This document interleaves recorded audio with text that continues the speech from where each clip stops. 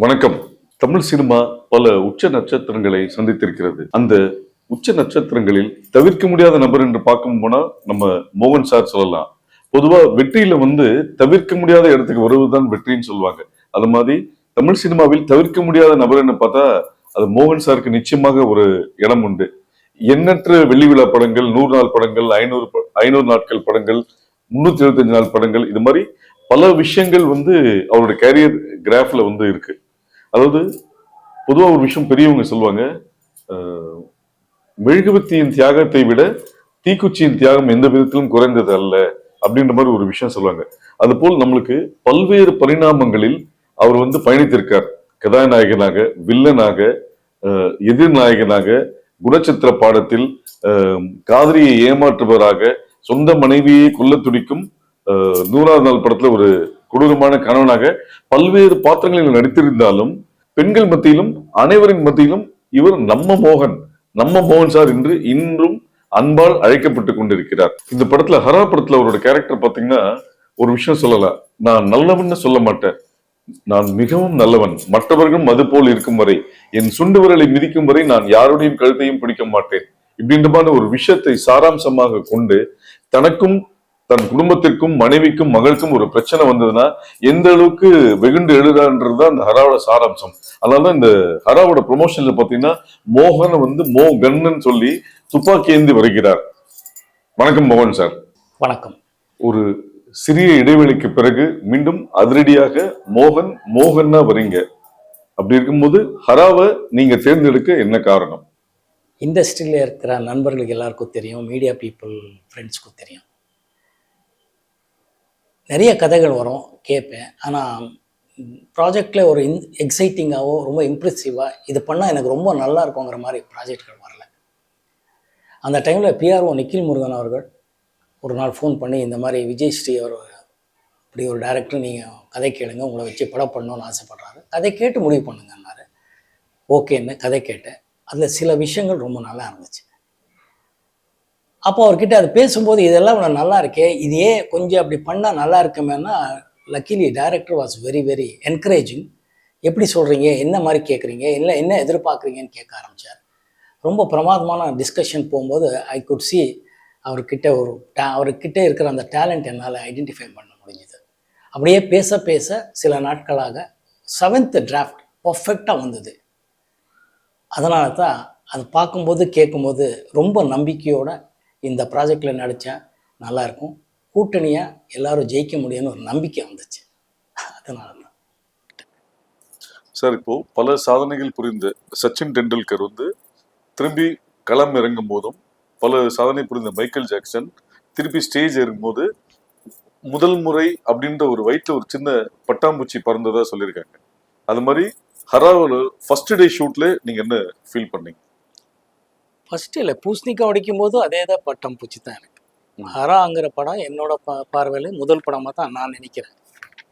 ஏன்னா ஒவ்வொரு படமும் ஒவ்வொரு நாள் ஷூட்டிங்லேயும் எனக்கு பட்டம் பூச்சி தான். ஏன்னா இயக்குனர் சொல்கிறது தான் நாங்கள் அவருக்கு சாட்டிஸ்ஃபையாக பண்ணணுங்கிறது ஒன்று இருக்குது. அதை எப்படி நம்ம ஸ்டைலில் பண்ணணும், அவரை எப்படி கன்வின்ஸ் பண்ணணுங்கிறது இருக்குது. ஸோ மொத்தமாக மற்ற நடிகர்கள் டெக்னீஷியன்ஸ் சொல்லும்போது கூட்டணி ஜெயிக்கணுங்கிறத நான் ரொம்ப உறுதியாக இருக்கேங்கிறதுனால எவ்ரிடே பட்டாம் பூச்சி தான். ஸோ ஹராவோட இந்த கேரக்டர் இது வரைக்கும் நீங்கள் பண்ண படங்களோட இந்த கேரக்டர் எந்த அளவுக்கு உங்களுக்கு டிஃப்ரெண்ட்டு? நான் முதலே சொன்ன மாதிரி ரொம்ப வித்தியாசமாக தான் இருக்குது. சொல்லும்போது பழசு மாதிரி தான் இருக்கும், ஆனால் வித்தியாசமான ஆட்டிடியூட் உள்ள கேரக்டராக இருக்குது. ஒரு மிடில் கிளாஸ் மேன் தான், பட் இருந்தாலும் அவர் திரைக்கதை அமைச்சிருக்கிற விதமும் அதில் என்கிட்ட அவர் நடிப்பு வாங்கியிருக்கிற விதமும் வித்தியாசமாக இருக்குது. அது இப்போ நீங்கள் டீசர் ட்ரைலர்லேயே நீங்கள் பார்த்துருப்பீங்கன்னு நான் நினைக்கிறேன்.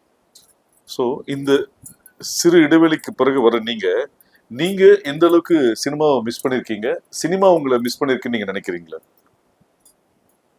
யாரையும் மிஸ் பண்ணதா இல்லவே இல்லை, எல்லாமே காலத்தின் கட்டாயம் நான் நம்புகிறவன். சினிமா எப்போ வரும் எப்போ போவோங்கிறத விட பண்ணும்போது ஒழுங்கான படம், ஓரளவுக்கு நல்ல படமாக பண்ணணுங்கிறது தான் என்னோட ஆசையை தவிர வேற ஒன்றுமே இல்லை. ஸோ இந்த காலகட்டத்தில் சினிமாவை நீங்கள் ரெகுலராக ஃபாலோ பண்ணிட்டு இருக்கீங்க. சென்னை இன்டர்நேஷனல் ஃபெஸ்டிவல், பல வேர்ல்டு ஃபெஸ்டிவல்ஸ் தொடர்ந்து எல்லா இடத்துலயும் உங்களை பார்த்துட்டு இருக்கோம். உங்க பார்வையில சினிமா வந்து எந்த அளவுக்கு எவல்யூஷனா முன்னேறி இருக்கு, டெக்னிக்கலி எந்த அளவுக்கு அட்வான்ஸ் ஆயிருக்குன்னு நினைக்கிறீங்க? இன்னைக்கு பாக்ஸ் ஆஃபீஸ் ஹிட்ஸ்ன்றது 100 நாள் சில்வர் ஜூப்ளி தவிர்த்து 3வது நாளே சக்சஸ்ன்ற மாதிரி ஒரு விஷயங்கள் டிரான்சிஷன் ஆயிருக்கு. இதை நீங்க எப்படி பாக்குறீங்க? இது எவல்யூஷன் தானே, நல்ல விஷயமா தான் இருக்கு. டிஜிட்டல் மீடியா வந்திருக்கு, சோஷியல் மீடியா வந்ததுக்கு அப்புறம் சினிமா செய்கிறதாவதோ, திங்கிங் ஆகட்டும், ஆடியன்ஸ் டேஸ்ட் ஆகுது, எல்லாமே மாறி இருக்கு. டிஜிட்டல் வந்ததுக்கப்புறம், ஓடிடி பிளாட்ஃபார்ம் வந்ததுக்கப்புறம். ஸோ இந்த 3 நாளோ 2 நாளோ ப்ரொடியூசர் சக்ஸஸ்னா அது நம்ப வேண்டியது தானே. ஏன்னா பணம் போட்டவரும் நல்லா இருக்குது, நான் ஹாப்பியாக இருக்கேன்னா அது நம்ம ஒத்துக்க வேண்டியது. அந்தந்த ஃபார்மேட்டுக்கு அடாப்ட் ஆகணும். சரி, டிஜிட்டல் ஃபார்மேட்டுங்கிறது ரொம்ப நல்ல விஷயமா இருக்குது. அதை அந்த டிஜிட்டல் அப்டேட் பண்ணி அதை எப்படி நுணுக்கமாக யூஸ் பண்ணி நல்லா பண்ணுறவன் தான் உண்மையான ஒரு சிறப்பான இயக்குனராக நான் நம்புகிறேன். அதனால எனக்கு ரொம்ப பிடிச்ச விஷயமா இருக்கு. சார், உங்களோட கேரியர்ல பார்த்தீங்கன்னா ஒரு வாரத்துக்கு 2 படங்கள் ரிலீஸ் ஆயிருக்கு, 2 மாசத்துல 5 படம் ரிலீஸ் ஆயிருக்கு. உதாரணத்துக்கு அக்டோபர் 22 வந்து ஓ மானே மானே படமும், அக்டோபர் 23 வந்து ஓசைன்னு ஒரு படம் பேக் டு பேக் ரிலீஸ் ஆச்சு. அப்புறம் ஒரே நாள்ல 3 படம், உதயகீதம், பிள்ளை நில, தெய்வ பிறவி. இதை நீங்க எப்படி பாத்தீங்க? முதல்ல இறைவனுக்கு நன்றி சொல்லணும், என்னோட ரசிகர்களுக்கு நன்றி. இதுக்கு மேலே என்னோட தயாரிப்பாளரும் இயக்குனரும் அவங்கவுங்க படத்து மேலே வச்சிருந்த நம்பிக்கை தான் இதை காட்டுது. படம் நல்லா இருந்தால் பார்ப்பாங்கங்கிற ஒரு விஷயம் எப்போவுமே உண்மையாக இருக்குங்கிறது நான் நம்புகிறேன். அவங்களுக்கு பிடிக்கிற மாதிரி இருக்கணும். நம்ம படம் நம்ம நல்லா இருக்குன்னு சொல்கிறது ஓகே, ஆனால் அவங்களுக்கு பிடிக்கிற மாதிரி இருந்தால் நல்லா இருக்கும்னு நான் நம்புகிறேன். ஸோ அந்த விதத்தில் ப்ரொடியூசர் டைரக்டர் ரொம்ப ரிஸ்க் எடுத்து ரிலீஸ் பண்ணியிருக்காங்க. நிறைய டைம் சக்ஸஸ் ஆயிருக்கு, ஒரு சில டைமில் ஃப்ளாப் ஆயிருக்கு. பட் இட்ஸ் ஓகே, இறைவனுக்கு நன்றி.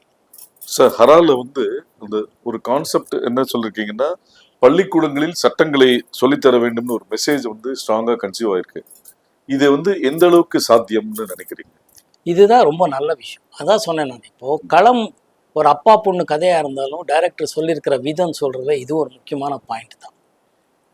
சட்டம் தெரிஞ்சவனுக்கு பார்த்தீங்கன்னா அவனுக்கு லா தெரியாமல் அவன் பயந்துக்கவே மாட்டான்பாங்க. நமக்கு எதுவுமே தெரியாமல் இருக்கிறதுனால எல்லாத்துக்கும் பயப்பட்டுட்டு இருக்கோம். ஸ்கூல்லையே இது இன்ட்ரடியூஸ் பண்ணால் எல்லோரும் சட்டம் தெரிஞ்சுக்கிட்டா குற்றங்கள் குறையுங்கிறது நான் நம்புறேன். ஏன்னா அவனுக்கு எது பண்ணணும், எது பண்ணக்கூடாது, எது சரியாக பண்ணணும், எது தப்பாக பண்ணக்கூடாதுன்னு தெரிஞ்சுப்பான்.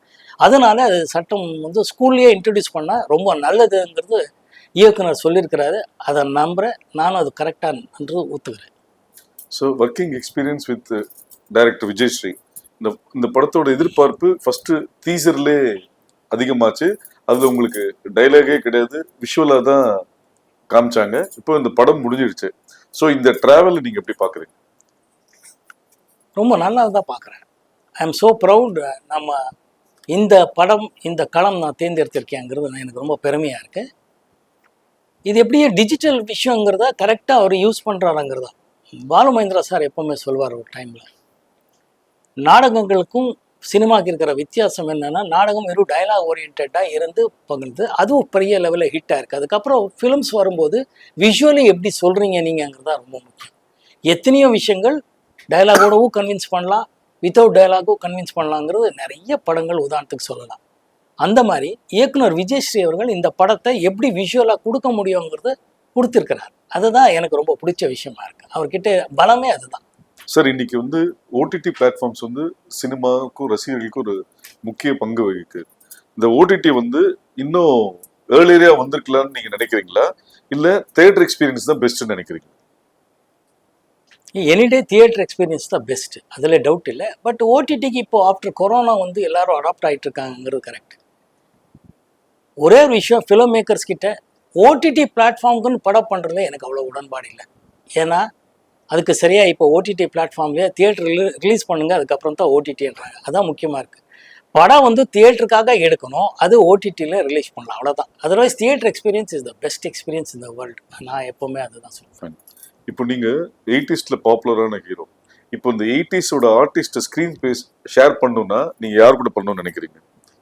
என்னோட தயாரிப்பாளரும் இயக்குனரும் யார் சொன்னாலும் நான் ஷேர் பண்ணிக்கிறேன். ஏன்னா எல்லாரும் என்னோட சக நடிகர். ஸோ தொடர்ந்து எந்த மாதிரி கேரக்டர்ஸ் இருந்தால் பண்ணலான்னு நீங்கள் நினைக்கிறீங்க, உங்கள் மைண்டில் இருக்கு? உங்களை அப்ரோச் பண்ணணும்னு நினைக்கிற டைரக்டர்ஸ்க்கு வந்து அது ஹெல்ப்ஃபுல்லாக இன்ஸ்பயர் பண்ணணும். என்ன இன்ஸ்பயர் பண்ணணும், இன்ஸ்பயர் பண்ணால் நான் ஒத்துக்கிறேன். இப்போ அப்பார்ட் ஃப்ரம் இண்டஸ்ட்ரி, ஆடியன்ஸோட மைண்ட் செட் இப்போ சேஞ்ச் ஆயிடுச்சு. சோஷியல் மீடியா வந்து ஒரு ஷார்ட் பீரியட்ல வந்து ஒரு இம்பாக்ட் இருக்குன்னு சொல்றாங்க. ஆனா அதே சில ப்ரொடியூசர்ஸ் என்ன சொல்றாங்க, நம்பர் ஆஃப் வியூஸோ நம்பர் ஆஃப் ஹிட்ஸோன்றது வந்து அது டிக்கெட்டா கன்வர்ஷன் ஆகல. சோஷியல் மீடியாவோட இம்பாக்ட் பெருசா இருக்கு, ஆனா அது வந்து டிக்கெட்டா கன்வர்ஷன் ஆகலன்றதும் ஒரு சாரார் சொல்றாங்க. ஸோ இந்த சோஷியல் மீடியாவோட வளர்ச்சியை நீங்க எப்படி பாக்குறீங்க? காலத்தின் கட்டாயம். ஆ. எல்லாமே நம்ம அனுசரித்து அப்டேட் ஆகி தான் போகணும், அவ்வளோதான். ம். இது டிக்கெட்டாக கன்வெர்ட் ஆயிருக்கு இல்லையாங்கிறத பற்றி எனக்கு அவ்வளோ டீட்டெயிலாக தெரியாது. ம். பட் பொதுவாக ஆடியன்ஸு படத்தோட ட்ரைலர் பார்த்து தான் முடிவு பண்ணுவாங்கங்கிறது எனக்கு ஒரு நம்பிக்கை இருக்குது. அது ட்ரைலர் அவங்களுக்கு ட்ரைலர் வந்த அன்றைக்கே அவங்க பொதுவாக டிசைட் பண்ணுவாங்கன்னு நினைக்கிறேன். இந்த படம் நல்லா இருக்கும், நல்லா இல்லை, போய் பார்க்கலாம், இல்லை ரெண்டாவது நாள் பார்க்கலாம், இல்லை ரிப்போர்ட் கேட்டு பார்க்கலாங்கிறது ஃபீல் பண்ணுவாங்கன்னு நான் நினைக்கிறேன். சார், இன்னைக்கு வந்து பொதுவா வந்து திரைப்படங்கள்ல வந்து பேக்ட்ராப்ல வந்து பழைய படங்களோட போஸ்டர்ஸ் காமிப்பாங்க அந்த சீனுக்கு ஏத்த மாதிரி. ஆனா இன்னைக்கு தியேட்டர்ல பழைய படத்தோட பேனர்ஸ் தான் நிறைய இருக்கு. ஸோ இந்த ரீரிலீஸ்ன்றது ஒரு ட்ரெண்ட் ஆயிடுச்சு. இதை நீங்க எப்படி பாக்குறீங்க? அது நிறைய படம் சக்சஸும் ஆயிருக்கு. வரவேற்கணும்ல, கமர்ஷியல் தானே சினிமா. சக்ஸஸ் பணம் சம்பாதிக்கணுங்கிறது தானே உண்மையான விஷயம். மக்களை என்டர்டெயின் பண்ணி பணம் சம்பாதிக்கிறதா இருந்தால் அது ரொம்ப நல்லா வரவேற்க விஷயம் தான். அதில் வந்து இந்த ட்ரெண்ட். ஸோ இப்போ நீங்க தியேட்டர்ல போய் பார்க்கணும்னு நினைக்கிற 3 படங்கள், உங்க படங்களோ இல்லை மற்ற படங்களோ? ஆயிரத்தில் ஒருவன் நிச்சயமாக பார்க்கணும்னு சொன்னேன், வாத்தியார் படம், அதில் இந்த டவுட்டே இல்லை. அதுக்கப்புறம் பாஷா பார்க்கணும்னு ஆசைப்படுவேன். நாயகன் படம் பார்க்கணும்னு ஆசைப்படுவேன், தியேட்டரில் போய் பார்க்கணும். சார், இன்னைக்கு இருக்கிற சிச்சுவேஷன்ல ஒரு 2 படம் இல்ல 3 படம் ஜெயிச்சா அடுத்த இலக்கு சிஎம் தான் அப்படின்ற ஒரு மைண்ட் செட்டு பொதுவாகவே இருக்கு. அப்படி இருக்கும்போது பல வெள்ளிவிழா படங்கள், பல 100 நாள் கொடுத்த மோகன் ஏன் சைலண்டா இருக்காரு? நீங்க தப்பான ஆள்கிட்ட இந்த கேள்வி கேட்குறீங்கிறது மட்டும் உறுதியா நான் சொல்ல முடியும். ஒரு ஹீரோவா நீங்க கற்றது என்ன, பெற்றது என்ன? எப்பவுமே மனிதனா இருக்கணுங்கிறது ஆசைப்பட்டா தான் எல்லாமே நிரந்தரம் நான் நினைக்கிறேன். பெற்றது மக்களோட ஆதரவும் அன்பும் இறைவனோட ஆசீர்வாதமும் எல்லாமே பெற்றிருக்கேன். இன்னைக்கு இருக்கிற ஹீரோஸ் வந்து நெகட்டிவ் ஷேட் பண்ணா ஆடியன்ஸ் ரொம்ப ரசிக்கிறாங்கன்ற மாதிரி ஒரு பரவலான ஒரு விஷயங்கள் இருக்கு. அது போல உங்களுக்கு அந்த எண்ணம் இருக்கா? நான் அந்த டைம்லயே நெகட்டிவ் ஷேட்ஸ் படம் பண்ணியிருக்கேனே. அதனால கதைக்கு என்ன தேவையோ, இயக்குனர் என்ன ஃபீல் பண்றாங்களோ அதுல இருக்கிறதா என்னோட எப்பவுமே உடன்பாடு. கூட்டணியா ஜெயிக்கணுங்கிறதா என்னோட உடன்பாடு. ஸோ இன்ட்ரெஸ்டிங்காக சொல்லணும், ஆடியன்ஸை என்கேஜ் பண்ணணும், அவங்க எமோஷ்னலாக கனெக்ட் பண்ணணும். அது பண்ணால் படங்கள் ஜெயிக்குங்கிறது நான் நம்புகிறேன். எந்த மாதிரியான விஷயத்த மறக்கணும்னு நினைக்கிறீங்க? எல்லாமே மறக்கணும். மனுஷனுக்கு பெஸ்ட் கிஃப்டே மறக்கிறது தானே. எல்லாமே தலையில் இருந்தால் நிம்மதியாக இருக்க முடியுமா? தூக்கம்ங்கிறதே இறைவன் அதுதானே கொடுத்துருக்கான் நமக்கு. அந்த எதுவுமே நிரந்தரம் இல்லையே. ஸோ அந்தந்த நேரத்துக்கு அதை என்ஜாய் பண்ணணும், அதை எக்ஸ்பீரியன்ஸ் பண்ணிட்டு போயிட்டு இருக்கணும். எவ்ரி திங் இஸ் அன் எக்ஸ்பீரியன்ஸுங்கிறது தான் நான் நினைக்கிறேன். So every thing is. Sir, 80s காலகட்டத்தில் ரஜினி சார், கமல் சாருக்கு செம்ம டஃப் கொடுத்தீங்க. அவங்களுக்கு நீங்க போட்டியா அப்படின்னு ஒரு நியூஸ் பரவலா வந்த போது அதை நீங்க எப்படி எடுத்துக்கிட்டீங்க? நீங்களே சொல்லிட்டீங்களே, அது ஒரு நியூஸ். நம்ம யாருக்கு எப்பவுமே போட்டியே கிடையாது. நான் இண்டஸ்ட்ரிக்கு வரும்போது ரஜினி சார் மிகப்பெரிய சூப்பர் ஸ்டார், கமல் சார் அப்போவே உலக நாயகன். நான் அவரோட படங்களில் காலேஜ் தான் நாங்கள் எல்லாம் பெங்களூரில் போய் பார்த்துருக்கோம். 3 முடிச்சு ஆகட்டும், சொம்மு கிருதி சொல்லு கிருதின்னு ஒரு நம்ம கமல் சார் டியூல் ரோல் பண்ணியிருப்பார். அது தமிழில் கூட அப்புறமா டப்பா இங்கே இருநிலவர்கள் வந்துச்சு.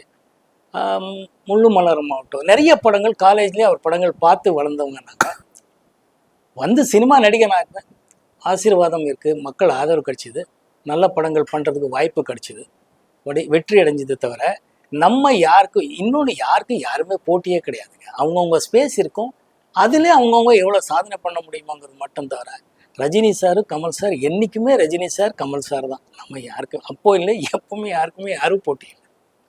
சார், கோகிலா மோகன், ஹரா மோகன், இந்த டிரான்சிஷன் எப்படி பார்க்குறீங்க? அது ஒரு எக்ஸ்ட்ராடினரி அனுபவம் தான் ரெண்டுமே. ஏன்னா கோகிலா மோகனுங்கிற படம் வந்து கோகிலா வந்து பாலு மகேந்திரா சார் என்னை அறிமுகப்படுத்தினாருங்க. லெஜெண்டரி கமல் சாரும், கிரேட் ஷோபா மேடம், ரோஜாரமணி அவர்களோட நான் நடித்தேன். That was a fantastic experience. எல்லாமே புதுசாக இருக்கும். ஒன்று அப்போ எல்லாமே புதுசாக பார்க்குற ஒரு வயசு, எல்லாமே தெரிஞ்சுக்கணுங்கிற வயசு எல்லாமே இருந்துச்சு. இப்போ ஹரால வந்து தெரிஞ்சுக்கினதை எப்படி கரெக்ட் பண்ணலாங்கிறது டைரக்டர் சொல்லும் போதே என்னன்னு தெரிஞ்சுக்கிட்டோம்னு ஆசை. மற்றவங்க எப்படி எப்படி எல்லாமே இருக்கு. அப்போ என்னன்னா என்ன சொல்றாங்க, என்ன கேட்கணும், இப்படி பண்ணா அப்படின்றது இருக்கும். அதுதான் எக்ஸ்பீரியன்ஸு. ரெண்டுமே எக்ஸ்ட்ராடனரி எக்ஸ்பீரியன்ஸ். பாலு மகேந்திரா சாருக்கு எப்பவுமே நன்றி. கமல் சாருக்கும், அந்த கூட்டணி சோபா மேடம், அப்புறமா நம்ம ரோஜா அவங்களுக்கும், அந்த தயாரிப்பாளர் ஃபெர்னாண்டோ அவர்களுக்கும், இந்த மோக்ஷம் தியேட்டர்னு இங்கே முதல்ல இருந்துச்சு கீழ்பாக்கில், அதோட ஓனர் தான் கோகிலாவோட ப்ரொடியூசர்ஸ். ஸோ இவங்க எல்லாருக்குமே நன்றி கடன் பட்டிருக்கேங்கிறது தான் உண்மையான விஷயம். கோகிலால செலக்ட் ஆன அந்த மூமெண்ட் எப்படி பார்த்தீங்க? பாலுமேந்திரா ஓகே சொன்னது, அதுல நடுவுல வந்து ஃப்ரேம் வைக்கும் போது நீங்களும் கமல் சார் ஒரே மாதிரி இருக்கீங்கன்றதுனால கமல் சாருக்கு கண்ணாடி போட்டதாகவும் உங்களுக்கு தாடி வச்சதாகவும் ஒரு செய்தி இருக்கு. அந்த மூமெண்ட் எப்படி பாக்குறீங்க? ரொம்ப இன்வெஸ்ட் பண்ணியிருக்கீங்கன்னு தெரியுது. பட் இருந்தாலும் இந்த உண்மை ரொம்ப எக்ஸைட்டிங் மூமெண்ட். அது நம்ம வந்து நடிக்கணும்னு ஆசைப்பட்டு நான் இண்டஸ்ட்ரிக்கு வரல. வேலைகளுக்கு பொதுவாக அந்த டைமில் பிஎஸ்சி முடிச்சதுக்கப்புறம் வேலைகள் தேடிட்டு இருக்கும்போது இருந்தால் ஒரு அவகாசம் என்னன்னா என்டர்டெயின்மெண்ட்டானா இப்போ ட்ராமா ட்ரூப், பெனக்கான ஒரு ட்ராமா ட்ரூப்பு, பிவி காரந்தும் லெஜெண்டரி மேன் இங்கே கூத்துப்பட்டுற மாதிரி அப்போது அது பொதுவாக இருந்துச்சு. ஆர்ட் ஃபிலிம்ஸு எக்ஸ்பெரிமெண்ட் ட்ராமா பண்ணுற ட்ரூப்பில் என்னை வந்து கூப்பிட்டாரு. எது கூப்பிடுறாங்கன்னே தெரியல. பட் சமம் they felt I am talented, என்கிட்ட இருக்குங்கிறதுனால டேலண்ட் இருக்குது, அது எப்படியாவது பண்ணணும். அப்போது அவரோட ட்ராமா ட்ரூப்பில் போய் ஒரு ட்ராமா பண்ணேன். பல ட்ராமாங்கள் ஆக்ட் பண்ணியிருக்கேன். பட் ஒரு ட்ராமாவில் பிவி காரந்த் சாரும் ஜெயஸ்ரீ அம்மாவும் நானும் நடித்தேன். அது வந்து லங்கேஷன் சொல்லி, அப்போது ரொம்ப இங்கே ஜெயகாந்தன் சார் மாதிரி அங்கே மிகப்பெரிய ரைட்டர், அவரோட ட்ராமா அது, அவரோட எழுத்தில் அது பாம்பேல மிகப்பெரிய பேர் வாங்கி கொடுத்தது. அங்கே இருந்த பாலு மகேந்திரா சாரோட அசோசியேட்டுன்னு நம்ம ட்ரூப்பில் ஒருத்தர் இருக்கிறாருன்னு அது வரைக்கும் எங்களுக்கு தெரியாது. அவர் தான் இவ்வளோ நல்லா நடிக்கிறீங்களே, ஏன் சினிமாவில் நடிக்கணும்னு போது எனக்கு தெரியாது, புதுசு அதெல்லாம் எனக்கு தெரியாது சார், எனக்கு தேவையில்லை, நான் இன்டர்வியூ போயிருக்கேன், வந்துட்டுருக்கேன், ரிட்டன் டெஸ்ட் பண்ணியிருக்கேன் பேங்க்குக்கு, அதெல்லாம் சொல்லிகிட்ருப்பேன். பட் இருந்தாலும் ஹீ ஃபோர்ஸ் மீ பண்ணதுக்கப்புறம் ஒரு வாய்ப்பு. பாலு மகேந்திரா சார் வந்து சீனியர் நடிகர்கள் எல்லாரையும் பார்த்து என்னையும் பார்த்து என்னை கேட்டார், என்ன மோகன் வாட் யூ திங்க்னு. அவரோட கேமராவில் அப்போ தெரியாது, அதுக்கப்புறம் தான் அனுபவித்த விஷயங்கள். அவரோட கேமராவில் அவர் என்ன ஷூட் பண்ணிகிட்ருக்காருங்கிறது எவ்வளோ பெரிய விஷயங்கிறது அதுக்கப்புறம் மூடு பண்ணி அதுக்கப்புறம் எல்லாம் தெரிஞ்சுக்கிட்டேன். ஸோ அப்போது தெரியாது, கேட்கும்போது கேட்டார், கேன் யூ ஆக்ட்னாரு. I said I don't know sir. Then I said இல்லை யூ வில் பி எ கிரேட்னு சொல்லி அசோசியேட் கிட்ட சொல்லி இவர் தான் நம்ம அந்த கேரக்டர் பண்ணுறாருன்னு மிக சிறப்பாக நடிக்க வச்சார். அது ஒரு எக்ஸ்ட்ராடனரி அனுபவம் தான். ஏன்னா பாலு மகேந்திரா சார் அவர் சொல்லி கொடுக்குற விதம் எல்லாம் நமக்கு மற்ற டைரக்டர்கிட்ட ஒர்க் பண்ணும்போது எவ்வளோ வித்தியாசமாக இருக்குங்கிறது அப்புறமா தான் தெரிஞ்சுக்க முடிஞ்சுது. Every cinema every day is an experience மாதிரி.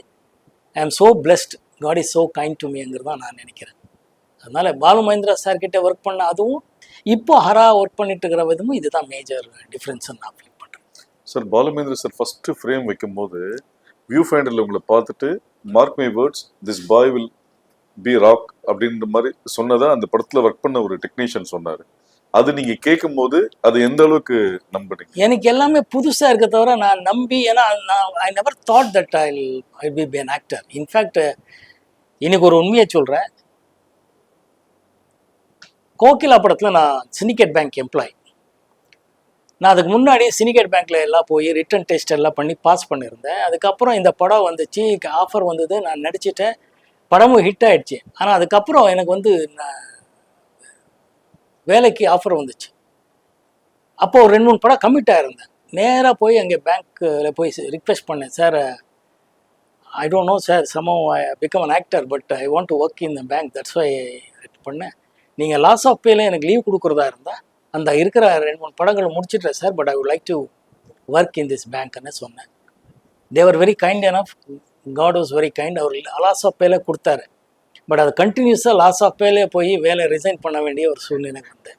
ஸோ ஐ நெவர் தாட் நான் வந்து I will become an actor, I want to become an ஆக்டருங்கிறதெல்லாம் இல்லை. வந்த அவகாசத்தை, ஆப்பர்ச்சுனிட்டியை எப்படி யூஸ் பண்ணலாங்கிறது with God's grace I could do it. அவ்வளோதான் சார். ஃபஸ்ட்டு ஃபிலிமில் கமல் சாரோட screen space. So Kamal sir நீங்கள் சொன்னீங்க ஆல்ரெடி அவர் பெரிய ஆர்டிஸ்ட் அப்படின் போது நீங்கள் ஒரு காலகட்டத்தில் 20 மணி நேரம் மேலே ஒர்க் பண்ணியிருக்கீங்க. மோகன் சாரால ஷூட்டிங் லேட்டு, படம் ரிலீஸ் தள்ளி போச்சுன்ற எந்த பிரச்சனையுமே இல்லை. அதுக்கு ஒரு காரணம் வந்து கமல் சார் வந்து அந்த கால் ஷீட் இப்படி பண்ணணும்னு மாதிரி சொல்லி கொடுத்ததா ஒரு தகவல் இருக்கு. பிளஸ் கமல் சார் முதல் முறையா வெளி நடிகர்ன்ற போது உங்களுக்கு தான் ஒரு பாட்டு பாடியிருக்காரு. இந்த 3 இன்சிடென்ட்ஸ் நீங்க எப்படி பாக்குறீங்க? I am blessed. இறைவனோட ஆசீர்வாதம் ஃபர்ஸ்ட் திங். அதை நான் அவருக்கு தான் நன்றி சொல்லணும். இது ஒரு நிகழ்ச்சி என்னன்னே தெரியல. ஏன்னா பாலுமகேந்திரா சார் கோகிலா படம் ஃபர்ஸ்ட் ஸ்கெட்யூல் கூப்பிட்டாங்க. 3-4 நாள் நடித்தேன். அதுக்கப்புறம் வந்து நான் என்னோட ட்ராமா ஃப்ரெண்ட்ஸ் ட்ரூப்பில் இருக்கும்போது அந்த ட்ராமா ஃப்ரெண்ட்ஸு கேங்கே ஒரு சினிமா எடுக்கிறாங்க. எப்படி நீ நடிகர் ஆகிட்டியா வாடான்னாங்க. நானும் போயிட்டேன். காராப்பூர் ஃபாரஸ்ட்டு மைசூர்லேருந்து உள்ளே ஒரு கொஞ்சம் டிஸ்டன்ஸில் இருக்கிற ஃபாரஸ்ட் ஏரியா ஷூட்டிங்கில் இருக்கேன். நமக்கு தெரியவே தெரியாது. இங்கே பார்த்தா பாலுமகேந்திரா சார் கோகிலாவுக்கு 2வது ஸ்கெட்யூல் பெங்களூர் வந்திருக்கிறாரு. லெஜெண்டரி கமல் சார், ஷோபா, ரோஜா ரமணி இவங்களெல்லாம் நடிச்சிட்டு இருக்காங்க. என்ன கேட்டிருக்காங்க. வீட்டுக்கு அப்போல்லாம் லேண்ட்லைன் ஃபோன் பண்ணி கேட்டிருக்காங்க. எங்கள் அப்பா வழக்கம் போல் அவன் இங்கேயும் ஏதோ ஷூட்டிங் போனானேன்னு இவங்க டென்ஷன் ஆகிட்டாங்க. எந்த ஷூட்டிங் போகிறா இப்போ இது நம்ம படம் போது அப்போவே கமல் சார் வந்து ரொம்ப பிஸியான ஆக்டர். அவங்க ஷூட்டிங்னால 400-500 பேர் மேலே வந்துடுவாங்க. அங்கெல்லாம் இப்போ கப்பன் பார்க்லலாம் பார்த்து நம்மளே ரசிச்சிருக்கோம், மகிழ்ச்சி பார்த்துருக்கோம். ஸோ அவரோட டேட் அவ்வளோ இம்பார்ட்டண்ட்டு. நமக்கு தெரியாது. நாம் வந்து காராப்பூர் ஃபாரஸ்ட்டில் ஃப்ரெண்ட்ஸோட படம் ஷூட்டிங்கில் இருக்கேன். அப்புறமா ஒரு டெலிகிராம் எல்லாம் கொடுத்து, அப்போது டெலிகிராம் கொடுத்து என்னை வர வச்சாங்க. 3 நாள் ஆயிடுச்சு. அதுக்குள்ளே அன்றைக்கி ஈவினிங்கு கமல் சார் வந்து 3-4 நாள் ஆயிடுச்சின்னு நினைக்கிறேன். கமல் சார் வந்து சென்னைக்கு திருப்பி வரணும். அன்றைக்கி ஈவினிங் போகிற பாலுமகேந்திரா சார் ரொம்ப கோவத்தில் இருந்தார். அசோசியேட் டைரக்டர் ஏன் இங்கே இப்படி பண்ணிட்டீங்க அப்படி இப்படின்னாரு. எனக்கு என்ன தெரியும், I don't know sir what is திஸ்ன்ற. இல்லையா எப்படியானா ரொம்ப கஷ்டமான விஷயம். அத்தனை பேர் இருக்கிறாங்க. என்னோட பொசிஷன்ஸ் எடுக்காமல் விட்டுருக்காங்க. பட் என்னோட காம்பினேஷன்ஸ் பிகாஸ் நான் இல்லை. ஏன்னா நான் ரொம்ப இல்லை சார். அந்த அந்த டேரக்டர் இன்னொரு டேரக்டர் பேர் சொல்லி அவர் கூப்பிட்டார் சார். நான் அங்கே போயிட்டேன் சார். ஆனால் எப்படிடா நீ போகலான்றார். இல்லை சார் எனக்கு தெரியாதுன்னு. அப்போ தான் கமல் சார் வந்து கூப்பிட்டு ஏன் நல்லா நடிக்க எல்லாம் கரெக்டு. இந்த படம் வந்து இப்போ ஷூட்டிங் இருக்கேன்னு. இல்லை sir they didn't tell me. அவர் எப்படிடா சொல்லுவார், நீ தானே கேட்கணும். இன்னிலேருந்து இப்போ மார்க் மை வேர்ட், டைரி வச்சுக்கோ. எப்பப்போ யார் யார் கூப்பிடுவாங்க, எத்தனை நாள் வேணும்னு நீயும் கேட்கணும். அவங்க சொல்கிறாங்க இல்லைங்கிறது கூட நீ கேட்கணும். கேட்டு தெரிஞ்சுக்கணும். இன்னொரு படம் வந்திருந்தானா நான் இல்லை சார் எனக்கு தெரியல, இதெல்லாம் தெரிஞ்சுக்கோன்னு தானே சொல்லிட்டுருக்கேன். இதெல்லாம் தெரிஞ்சு you should maintain a diary, there you should mark every ஃபிலிம்னார். ஸோ முதல் படமே கால்ஷீட் கிளாஷ்ன்றது அப்போது நான் உணர்ந்தேன். அதுக்கப்புறம் எந்த படத்துக்கும் நான் கால்ஷீட் கிளாஷ் பண்ணதே இல்லை. என்னால் ஒரு மணி நேரமும் 1/2 மணி நேரமும் லேட் ஆனதே இல்லை. அது ரொம்ப முக்கியமான காரணம். கமல் சார் அன்றைக்கி சொன்னது. நான் பழகினா நான் வளர்ந்த அந்த ட்ராமா ட்ரூப் ஒரு பெனகான்ட்டு இருக்குது. அது வந்து பிவி காரந்தன் சொல்லி ஒரு எக்ஸ்ட்ராடினரி மனிதர், extraordinary legendary director, music director எல்லாமே. அவர் ஹிந்துஸ்தானின் மியூசிக் எல்லாம் அவரோட ட்ராமாஸ் எல்லாம் அவ்வளோ பெரிய இன்டர்நேஷ்னல் பாப்புலர். அங்கே என்னன்னா எல்லாரும் இப்போது இந்த கூத்துப்பற்ற என்ன சொல்லுவோம், அப்போவே எல்லாரும் எல்லா வேலை பார்க்கணும், யாராலையும் எதுவுமே லேட் ஆகக்கூடாது வரக்கூடாதுங்கிறது ஒன்று. அந்த ஸ்கூல்லையே வளர்ந்ததுனால அதெல்லாம் ஹெல்ப் ஆனதுனால இது வரைக்கும் அதை மெயின்டைன் பண்ணிட்டுருக்கேன். அந்த சாங் பொன்மானை தேடுது, ஐ எம் பிளஸ்ட். அவ்வளோதான். எதுக்காக என்ன எனக்கு அவர் பாடினாரான்னு எனக்கு தெரியாது. பாடினது ரொம்ப மகிழ்ச்சியாக இருந்துச்சு. ஷூட்டிங் பண்ணும்போதெல்லாம் ரொம்ப என்ஜாய் பண்ணியிருக்கோம். ஐ திங்க் வாய்னிஷ் செட்டில் தான் ஷூட் பண்ணோன்னு நினைக்கிறேன். ப்ரொடியூசர் ஃபிலிம் கோ கம்பெனிக்கு அது. அவருக்கும் டைரக்டருக்கும் சக நடிகரும் நன்றி சொல்லுங்கள் சார். பொதுவாக முன்னாடி வந்து மக்கள் வந்து அரசியல்வாதிகளை ஹீரோவை பார்த்தாங்க. இப்போ மக்கள் ஹீரோவை அரசியல்வாதியாக பார்க்குறாங்க. இது பற்றின உங்கள் பார்வை என்ன? நான் எப்பவுமே எதுவுமே பார்த்ததில்லை. ஒரு நடிக்கும் போது ஹீரோ, இல்லைன்னா சாதாரண ஒரு மனிதர், அவ்வளோதான் நான் பார்க்குறேன். என்ன நான் அப்படியே பார்க்குறேன். மற்றவங்களும் நான் பார்க்கும்போது அப்படி தான் பார்க்குறேன். கௌரவம் இருக்குது. பட் யாரும் எல்லாம் காலத்தின் கட்டாயம். எல்லாமே நம்ம வந்து சொல்கிறதுக்கு ஒன்றும் இல்லை. எனக்கு அந்த மாதிரி எந்த விதமான ஆசையும் இல்லை, அந்த திறமையும் இல்லை. சார் 80ஸ்ல பரபரப்பாக இருக்கும் போது எந்த ஹீரோயினோட அதிக கிசுகிசு வந்தது? எந்த ஹீரோயினோடு வரல. எந்த ஹீரோயினும் வரல சார். மௌன ராகத்துல ஒரு இன்ட்ரெஸ்டிங்கான விஷயம் அப்ப எல்லாரும் பேசப்பட்டது வந்து அந்த ட்ரெயின் சீக்வன்ஸ், தாஜ்மஹாலோட பின்னாடி எடுத்த ஒரு சாங். இதை பத்தி இருக்கும்போது அதை நீங்க ரீவைண்ட் பண்ணி பார்க்கும்போது அதோட மெமரிஸ் எப்படி பாக்குறீங்க? நான் முதல்ல சொன்ன மாதிரி இயக்குனரோட அந்த விஷுவல் சென்ஸ் தான். நீங்கள் சொல்கிற ட்ரெயின் சீக்வன்ஸ் 3-4 இடத்துல எடுத்திருக்கிறாரு. பெங்களூரில் எடுத்திருக்கிறார், டெல்லியில் எடுத்திருக்கிறார், சென்னையில் எடுத்திருக்கிறார். பட் யாருக்குமே தெரியல. அந்த கிளைமேக்ஸ் எல்லாம் அவ்வளோ நல்ல விஷுவலாக கட் பண்ணி ஷூட் பண்ணியிருக்காரு மணிரத்னம் அவர். ஸோ ஒரு இயக்குனர் மேலே தான் எனக்கு எப்போவுமே கௌரவம் அதிகமாகுது தவிர, தாஜ்மஹால் அப்படி தான். அங்கே போய் ஷூட் பண்ணுறதுக்கு பிளான் பண்ணோம். அன்ஃபார்ச்சுனேட்லி டெக்னிக்கல்லாம் விடலை, ஏதோ பர்மிஷன் அது இதுன்னு சொல்லி உள்ளே விடல. பட் நோயிங் மணி என்ன பண்ணாரோன்னா பண்ணி ஆகணும், வந்திருக்கோம். அதனால பேக் ஸ்டாப் போனால் அங்கே யாரும் போலீஸ்காரங்களோ யாருமே எதுவுமே பர்மிஷனே தேவையில்லைன்னு சொல்லி அங்கே அந்த விஷுவல் இம்பேக்ட் கொடுத்து ஒரு மூட் கிரியேட் பண்ணார். ஸோ எல்லாருக்கும் அது பிடிச்சிருந்துச்சு. ரொம்ப ஃபென்டாஸ்டிக் எக்ஸ்பீரியன்ஸ். சார், 80s மோகன் இன்னைக்கும் தனித்து நிற்கிறதுக்கு முக்கிய காரணம்னு நீங்க என்ன நினைக்கிறீங்க? காட்ஸ் கிரேஸ் ஒன்று. நான் எப்போவுமே சொல்கிற மாதிரி உயிரின் ஊற்றாக இருக்கிற என்னோட ரசிகர்கள் மட்டும்தான் காரணம் நான் நினைக்கிறேன். இவங்க 2 பேருக்கு தான் நான் நன்றி சொல்லணும். சார், வெற்றி ஒரு எந்த ஒரு நடிகைகளுக்குமே வெற்றியின் உச்சத்தில் இருக்கும்போது சூழல்கள் வேற மாதிரி இருக்கும், அதிக நண்பர்கள் இருப்பாங்க. ஆனா அதே சூழல் மாறும்போது நண்பர்களோட வட்டம் குறையும், கான்டாக்ட்ஸ் எல்லாமே விலகி போவாங்கன்ற மாதிரி ஒரு சூழ்நிலை இருக்கு. இது மாதிரி ஒரு சூழ்நிலையை நீங்க ஃபேஸ் பண்ணிருக்கீங்களா? இல்லை, சினிமா பொறுத்தவரை நம்ம காலேஜில் ஸ்கூலில் படிக்கிற மாதிரி ஃப்ரெண்ட்ஸுங்கிறதுக்கு நான் அவ்வளோ லக்கி இல்லை. நான் எப்போவுமே அக்வென்டன்ஸ் தான். இப்போ பழகிற டைமில் எல்லாரும் நல்லா பழகுவோம். சினிமா முடிஞ்ச பிறகு அடுத்த சினிமாவுக்கு போயிடுவோம். அங்கே இருக்கிற டைரக்டர், டெக்னீஷியன்ஸ், ஆர்டிஸ்ட் பழகுறோம். அதுக்கப்புறம் அடுத்த படம் இப்படி தான் போயிட்டுருக்கே தவிர, இந்த சக்ஸஸாக இருக்கும்போது நிறைய பேர், சக்ஸஸாக இல்லைன்னா நிறைய பேர். நான் எப்போவுமே கொஞ்சம் சோஷியல் மீடியாவில் இல்லைங்கிற மாதிரி சினிமா ஆட்களோட பழகுவே தவிர I am not into in. So உள்ளே போய் அதை அனுபவித்து அதெல்லாம் இல்லை. நம்ம எப்போவுமே ஹாப்பியாக இருப்போம். அந்தந்த டைமில் அந்தந்த இயக்குனர், சக நடிகர்கள் பார்ப்போம். அதுக்கப்புறம் நானாக இருக்கிறதுனால எனக்கு அந்த மாதிரி எல்லாம் ஃபீலிங்ஸ் வந்தது இல்லை. சுகாசினி மேடம் ஒரு வாட்டி சொல்லும் போது நீங்க ரொம்ப சேட்டைக்காரரு, நாட்டி பாய்னு சொல்லியிருக்காங்க. அப்படியா சார்? இல்லை, நீங்கள் அவங்ககிட்ட தான் கேட்கணும். நான் என் நாட்டி பாயா இல்லை, நான் இப்படி சொல்ல முடியும், எனக்கு புரியல. சார், சினிமால வெற்றி தோல்வியை நீங்க எப்படி பாக்குறீங்க? இட்ஸ் அன் எக்ஸ்பீரியன்ஸ், அவ்வளோதான். டெஃபினட்டாக வெற்றி தோல்வி மைண்டுக்கு எதுவுமே எடுத்துக்க மாட்டோம். படம் ஹிட் ஆனாலும் தேங்க் காட். படம் ஃப்ளாப் ஆனால் என்ன பண்ணணும், அடுத்தது எப்படி மிஸ் ஆச்சு, அதுக்கு என்ன கரெக்ட் பண்ணணுங்கிறது போனால் தான் நம்ம அதுலேருந்து வெளியே வர முடியும். பிகாஸ் அதர்வைஸ் எல்லோரும் அந்த டிப்ரெஷனுக்கு போயிடுவோம், இல்லைன்னா அந்த ஒரு டாப் எண்டுக்கு போய் நின்றுடுவோம். அது ரெண்டுமே எனக்கு இல்லை. சார், இப்போ இந்த பார்ட் 1 பார்ட் 2 சீசன் இருக்கு. ஸோ மோகன் சாரோட படங்கள் பார்ட் 2 பண்ணணும்னா நீங்க எந்த படத்தை சொல்லுவீங்க? தயாரிப்பாளர் யாராவது இருக்கிறதா தான் சொல்லுங்க. நிறைய கதைகள் பேசலாம், நிறைய படங்கள் இருக்கு. சார், இப்போ ஆரம்ப கட்டத்துல கோகிலா, மூடு பண்ணி இது மாதிரில ஒரு சின்ன சின்ன விஷயங்கள், விதியில நெகட்டிவ் ஆன விஷயங்கள், எல்லா டைப் கேரக்டர்ஸும் இதுதான் பண்ணுவேன்னு இல்லாம பல்வேறு விஷயங்கள் பண்ணியிருக்கும் போது எதிர்நாயகனாகவும் 100வது நாள்ல பண்ணியிருக்கீங்க. இப்போ கோட்ல நீங்க எதிர்நாயகனாக நடிப்பதாக கூறப்படுகிறது, ஊடகங்கள் சொல்லப்படுகிறது. இந்த படத்தை செலக்ட் பண்றதுக்கு என்ன ரீசன்? இந்த படம் முடிஞ்சது ஏஜிஎஸ் பர்மிஷனோட, வெங்கட் பிரபு அவர்களோட பர்மிஷனோட இந்த படத்தை பற்றி டீட்டெயிலாக உங்களோடவே நான் பேச தயாராக இருக்கேன். இப்போ அந்த படத்தை பற்றி பேசக்கூடாது, அதனால பேச விரும்பல. ஓகே சார், அதாவது 80ஸ்ல மிகப்பெரிய ஹீரோ மோகன், 2024ல விஜய் சார் பெரிய ஹீரோ. இந்த காம்பினேஷன் எப்படி பார்க்குறீங்க? மக்களால் தேர்ந்தெடுத்த மிகப்பெரிய நடிகர், ஹீரோவாக விஜய் சார் இருக்கிறார். தளபதி விஜய் சொல்லக்கூடியவர். அவரோட நடிக்கிறதுக்கு ஒரு வாய்ப்பு வந்திருக்கு. Thanks to Venkat Prabhu, AGS.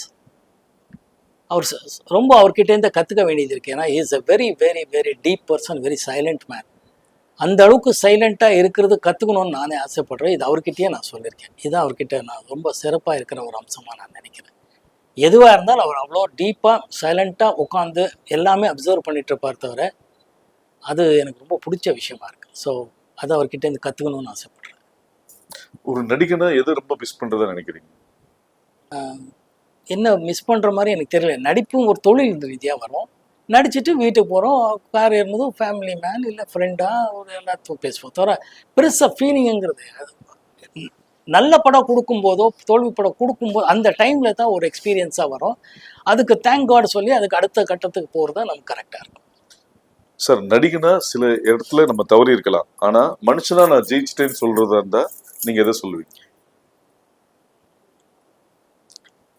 மனுஷனாக ஜெயிச்சிட்டு முயற்சி பண்ணிகிட்ருக்கேன், மனுஷனாக வாழணும்னு ஆசைப்பட்டுட்ருக்கேன். அவ்வளோதான் நான் சொல்ல முடியும், தவிர ஜெயிச்சிட்டேங்கிறது இல்லை. மனுஷனாக வாழணும்னு ஆசைப்படுறேன், அதுதான் உண்மையான விஷயம். சார், இந்த காலகட்டத்துல படம் நல்லா இருக்கா இல்லையான்றதை விட எந்த ஹீரோ ஆக்ட் பண்ணியிருக்காங்கன்ற பார்க்கறதா ஒரு விஷயங்கள், ஸ்டார் வேல்யூன்றது ஒரு விஷயங்கள் இப்போ ரொம்ப ஜாஸ்தி ஆகிட்டு இருக்கு. ஸோ அது ஒரு ஸ்டாரா நீங்க இதை எப்படி பாக்குறீங்க? இல்லை, இது ஒரு உண்மை, எல்லாருக்கும் தெரிஞ்ச விஷயத்த நான் சொல்ல விரும்புகிறேன். தியாகராஜ பாகவதர் காலத்துல இருந்து இன்னைக்கு வரைக்கும் இருக்கிற ஒரு உண்மை என்னன்னா, படம் தான் எப்பவுமே நிர்ணயிக்கப்படுது. ஒவ்வொரு வெள்ளிக்கிழமை படம் ஹிட் ஆனால் அந்த படத்தோட தயாரிப்பாளர், இயக்குனர், நடிகருக்கு ஒரு ஸ்டார் வேல்யூ. படம் ஃப்ளாப் ஆனால் அவங்க சரிவு இருக்கும். ஸோ படம் எப்போவுமே டிசைட் ஃபேக்டருங்கன்னு நான் நினைக்கிறேன். ஒரு படம் நல்ல படமாக எடுக்கிறதுக்கு முயற்சி பண்ணணுங்கிறது மட்டும் தவிர, ஸ்டார் வேல்யூ படம் ஓடினா ஸ்டார் வேல்யூ, படம் ஓடலைன்னா ஸ்டார் வேல்யூ இல்லை. அதனால படம் எப்படி, கதை எப்படி, இயக்குனர் எப்படிங்கிறது பார்த்து உள்ளே பூந்தால் நம்ம ஜெயிக்கிறதுக்கு வாய்ப்புகள் அதிகம்னு நான் நினைக்கிறேன். ஏன்னா every Friday it fluctuate. So flop success பற்றி எனக்கு மார்க்கெட் வந்துச்சு, மார்க்கெட் இல்லைங்கிறது அப்போவும் அந்த எண்ணங்கள் பெருசாக இல்லை, இப்பவும் இல்லை. நல்ல கதை நல்லா இருந்தால் அந்த படம் ஹிட் ஆனால் நமக்கு ஒரு வேல்யூ, அந்த படம் ஹிட் ஆகலைன்னா எங்களுக்கு வேல்யூ இல்லை. இது எல்லா டைரக்டர்களுக்கும், எல்லா டிஸ்ட்ரிபியூட்டருக்கும், எல்லா எக்ஸிபியூட்டர்ஸ்க்கும், எல்லா ப்ரொடியூசர்ஸ்க்கும் தெரிஞ்ச ஒரு உண்மை தான். நடிகர்களுக்கும், நடிகைகளுக்கும், டெக்னீஷியன்ஸ் எல்லாருக்கும் தெரியும். பட் அது முகம் ஹீரோ ஆர் யாராவது தெரியறதுனால அப்படி சொல்கிறாங்க. பட் எல்லா ஹீரோக்களுக்கும், எல்லா டைரக்டர்களுக்கும் தெரிஞ்ச ஒரு உண்மை, ப்ரொடியூசர்களுக்கும் தெரிஞ்ச உண்மை, படம் மட்டும்தான் deciding factor. Sir, Balu Mahendra sir உங்க லைஃப்ல ஒரு முக்கியமான ஒரு அவர் ஆஸ் எ சினிமோட்டோகிராஃபரா உங்களுக்கு ரொம்ப பிடிக்குமா, டைரக்டர் ரொம்ப பிடிக்கும்? டைரக்டர் என்னோட குருநாதருங்கிற ரீதியில் அவர் மேலே ரொம்ப மரியாதையும் பக்தியும் இருக்குது. அவர் டைரக்டர், ஏன்னா அவர் தான் ஃபிலிம் மேக்கர். பார்த்தீங்கன்னா இப்போ சொல்கிற விஷயம் அவர் அப்போவே பண்ணிட்டு இருந்தார். அவர் எக்ஸாக்டாக பார்த்தீங்கன்னா எடிட்டிங், மியூசிக் நாலேஜ் ஆகட்டும், ஃபோட்டோகிராஃபி ஆகட்டும், டைரக்ஷன், கதை, திரைக்கதை, வசனம் எல்லாம் பண்ணியிருக்கிறார். நான் அவரை பார்க்கும்போதே ஒரு டைரக்டர் தான். அதனால் எனக்கு டைரக்டராக தான் பிடிக்கும், ஃபிலிம் மேக்கராக பிடிக்கும். டைரக்டருங்கிறத விட is an extraordinary film maker. Sir, second படத்துலேயே நேஷனல் அவார்ட், தொடர்ந்து ஃபிலிம்ஃபேர் அவார்ட், வெற்றி நாயகன், அந்த விருதுகள் குவியும் போது உங்க மனநிலை எப்படி இருந்தது?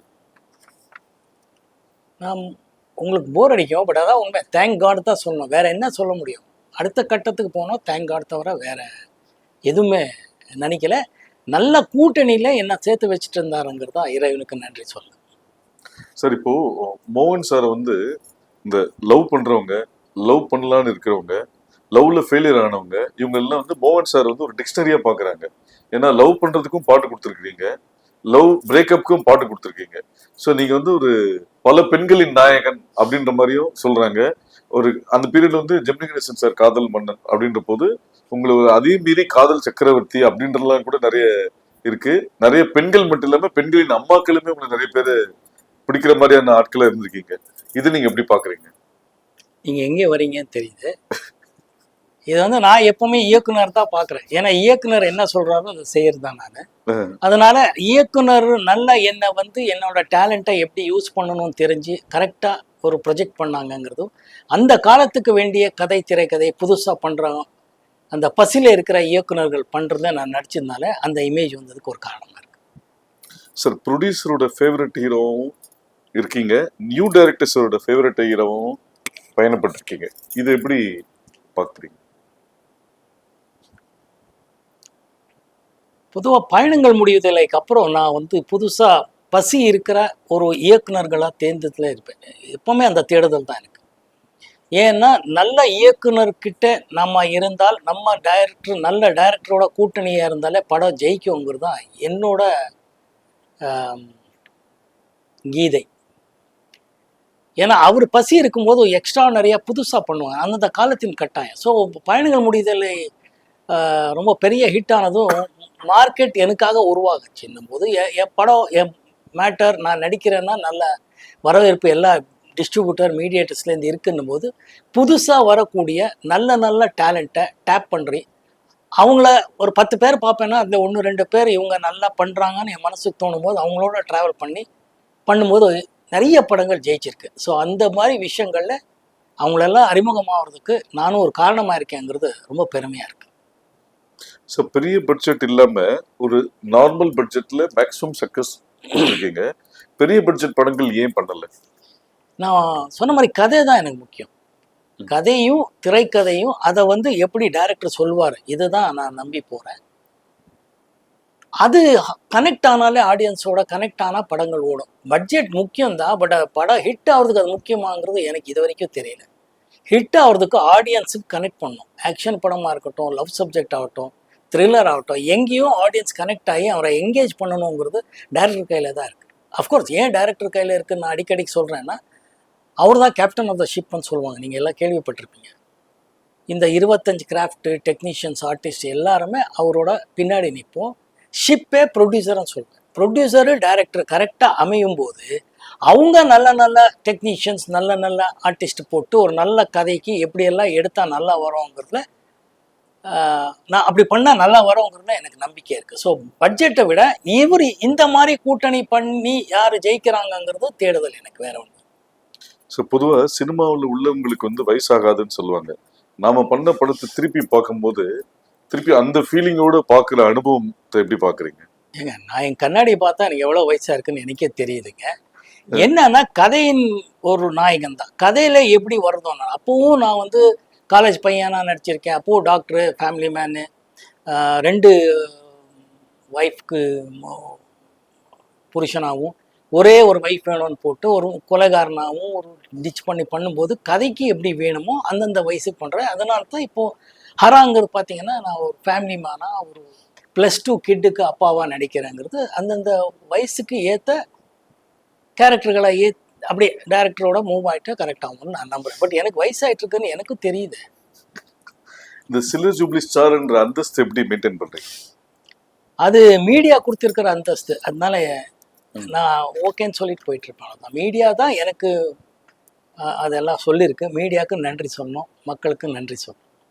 சார், உங்க கேரியர்ல பயணங்கள் முடிவதில்லை, சரணாலயம், முன்னே நான் சந்தித்தேன், உதயகீதம், இதே கோயில், இந்த 5 படத்துல தான் நீங்க வந்து மைக் வச்சு பாடிருக்கீங்க. ஆனா ஒரு மைக் மோகன்ற ஒரு அடையாளம் ஏற்பட்ட போது, அந்த அடையாளம் வந்த போது உண்டான மகிழ்ச்சியும் தொடர்ந்து அந்த நேம் இருக்குன்றது என்னைக்காவது வருத்தப்பட்டிருக்கீங்களா? இல்லை, அது என்னன்னா அதுக்கு வந்த அந்த ஒரு பேர் வர்றதுக்கு காரணம் என்னோட படங்களில் பாடல்கள் இருந்துச்சுங்கிறது தான். நல்ல பாடல்கள் அந்தந்த காலத்தின் கட்டாயம் மாதிரி டைரக்டர்கள், மியூசிக் டைரக்டர்கள் எல்லாம் சேர்ந்து கொடுத்துருக்கிறாருங்கிறது தான். அற்புதமாக அந்த பயணங்கள் முடிவதில்லைங்கிற படம் வந்து சிங்கராக நடிக்கும்போது பாலசுப்ரமணியம் எஸ்பிபி சார் அவர்கள் நான் பாடினதா மோகன் பாடினதா இது என்ற அளவுக்கு கேட்டது. அதுதான் என்னோட மிகப்பெரிய அவார்டாக நான் நினைக்கிறேன். அந்த கேள்வி கேட்கும்போது மக்களும் அது ஆமாம் அப்படின்னு இருந்துச்சு. அது பாடகனாகவும் ஒரு கேன்சர் பேஷண்ட்டாகவும் ஒரு லவர் பாயாகவும் ஒரு ட்ராஜடியாக முடிக்கிற அந்த கதையில் எனக்கு ஒரு இமேஜ் வந்துச்சு. பட் என்னன்னா இந்த ஒரு இமேஜ் பொதுவாக என்னோட படங்களில் பாடல்கள் வெற்றி அடைஞ்சிருக்குங்கிறது உண்மையான விஷயம். அந்த பாடல்கள் வந்து ஜனங்கள் மத்தியில் நிற்கிறதுக்கு காரணம் அந்த கதையும் கதை அம்சம் தான் நான் நினைக்கிறேன். அதனால மைக் மோகனுங்கிறது அவங்க தான் அகெயின் மீடியா கொடுத்துருக்கிறது. அது ஓகே, அது சந்தோஷம், அவ்வளோதான். அதில் என்ன இருக்கு? இந்த 80s ரீயூனியனை இன்னைக்கும் மெயின்டைன் பண்றீங்க, அதோட அதுக்கு காரணம் நம்ம சக நடிகைகள் தான். சுஹாசினி, லிசி, இவங்க தான் அதை கொஞ்சம் கரெக்டாக பிளான் பண்ணி ஒரு வருஷத்துக்கு முன்னாடியே பிளான் பண்ணி இத்தனாம் தேதின்னு சொல்லி எல்லாருக்கும் கொஞ்சம் ஃப்ரீயாக இருக்கீங்களான்னு கேட்டு ஃப்ரீயாக இருங்கன்னு சொல்லி பண்ணுறாங்க. அதுக்காக அவங்க மெனக்கட்டுறாங்க. அதுக்கு ரொம்ப ஹாப்பி, அவங்களுக்கு நன்றி சொல்லணும். பிரபு சாருக்கும் உங்களுக்கு உண்டான நட்பு? பிரபு சார்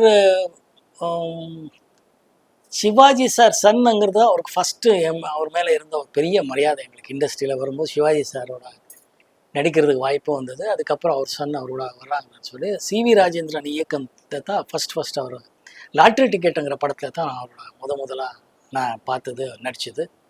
மிகப்பெரிய விஷயம். அவ்வளோ பெரிய நடிகரோட சன்னாக இருந்தாலும் எந்த விதமான ஒரு சிவாஜி சார் பையன் நான் யார் தெரியுமான்னு அவர் என்றைக்குமே சொன்னதே கிடையாது. அந்த மாதிரி பிஹேவ் பண்ணது கிடையாது. ரொம்ப சகஜமாக பழகுவார். அவ்வளோ சாப்பாடு பற்றியும் அது முதல்ல எல்லாரும் சொல்லியிருக்கிற விஷயந்தான். சார் சிவாஜி சார் வீட்டிலேருந்து சாப்பாடு வர எல்லாருக்கும் பரிமாறுறது எல்லாமே பண்ணுவார். நான் வெஜிடேரியனுங்கிறதுனால அப்போவே எனக்குன்னு சொல்லி பாதாம் கீர் வர வைக்கிறதாகட்டும், வெஜிடேரியன் சாப்பாடு எனக்காகவே வர வைப்பிச்சு கொடுப்பார். ரொம்ப மகிழ்ச்சி. ரொம்ப நல்ல மனிதர். சிவகுமார் சார் பத்தி. சிவகுமார் ஐயா பற்றி நான் என்ன சொல்கிறது, கிரேட் சோல்.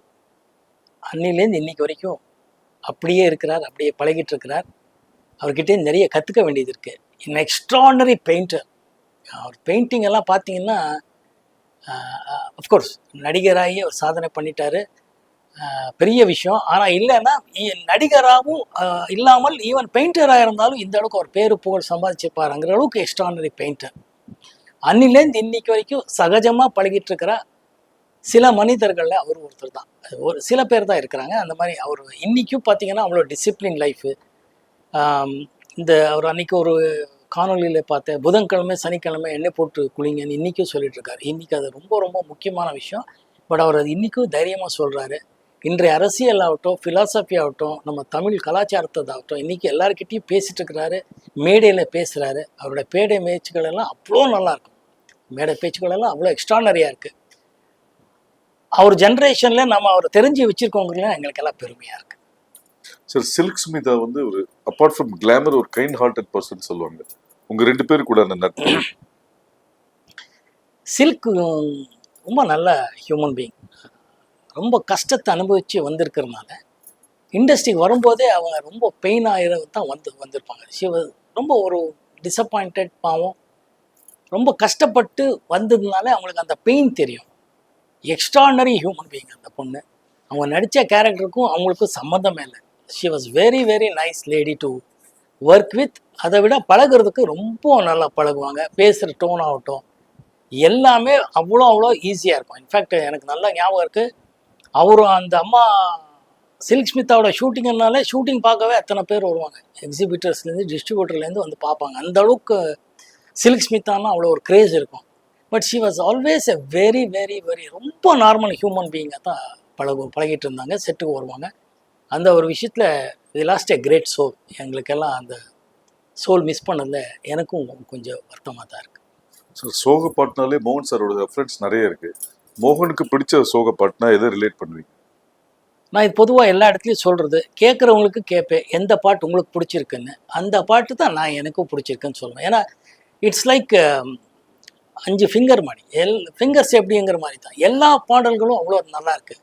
அந்த சுச்சுவேஷனுக்கு வந்து மக்கள்கிட்ட கனெக்ட் ஆகும்போது இந்த பாட்டு தான் பெஸ்ட்டு, அந்த பாட்டு தான் இல்லை. இன்னைக்கு தேதிக்கு நீங்கள் சொல்லணுன்னா ஒரு மெலோடி சாங் எதுன்னா, நான் இன்னைக்கு சொல்கிறது மகளே என் மகளே தான் சாங் சொல்லுவேன். ஏன்னா இன்றைக்கி அது புதுசாக எல்லாருக்கும் ரீச் ஆகிருக்கு, மக்களோட ஆசீர்வாதம் கிடச்சிருக்கு. அதனால் அந்த பாட்டு இன்னைக்குன்னு சொல்லுவேன்.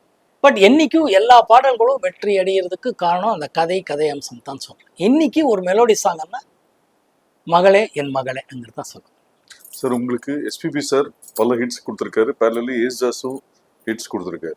உங்களோட ஃபேவரட்னா எஸ்பிபியே ஏஸ்ஜாஸ் சார்? எல்லாரும் ஏன் மலேசியா வாசுதேவன் சாரும் ஹிட் கொடுத்துருக்குறாங்க, நிறைய சிங்கர்ஸ் ஹிட் சாங்ஸ் கொடுத்துருக்காங்க.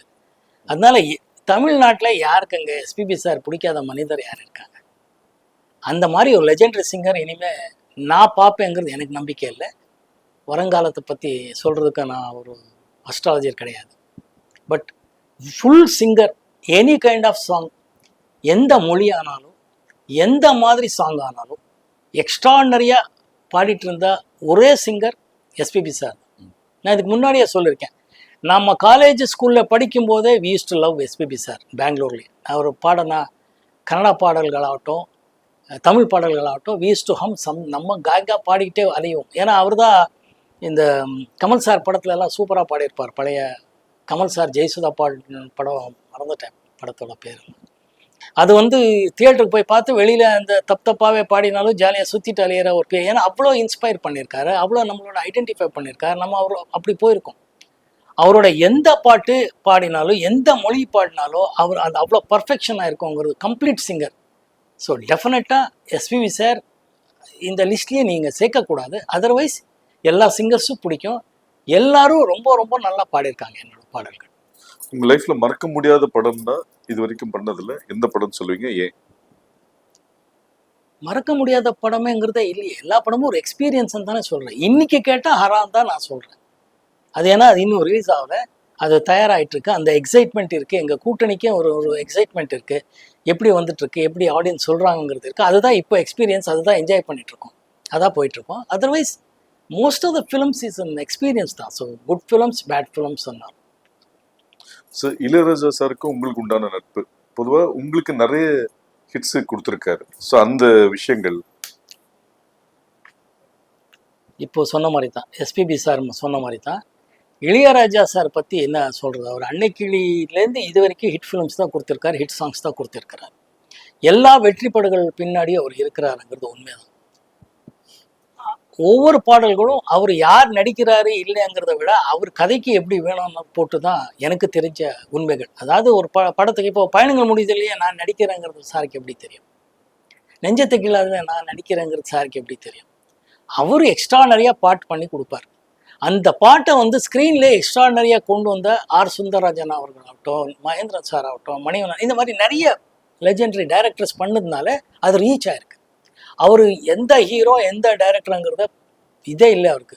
இப்போ இன்னைக்கு வரைக்கும் பாருங்கள், விடுதலை சூரிக்கும் எக்ஸ்ட்ரானரி சாங் கொடுத்துருக்குறாரு. அதனால அவர் எல்லா படத்துக்கும் சூப்பர் ஹிட் பாடல்கள் தான் கொடுப்பார்.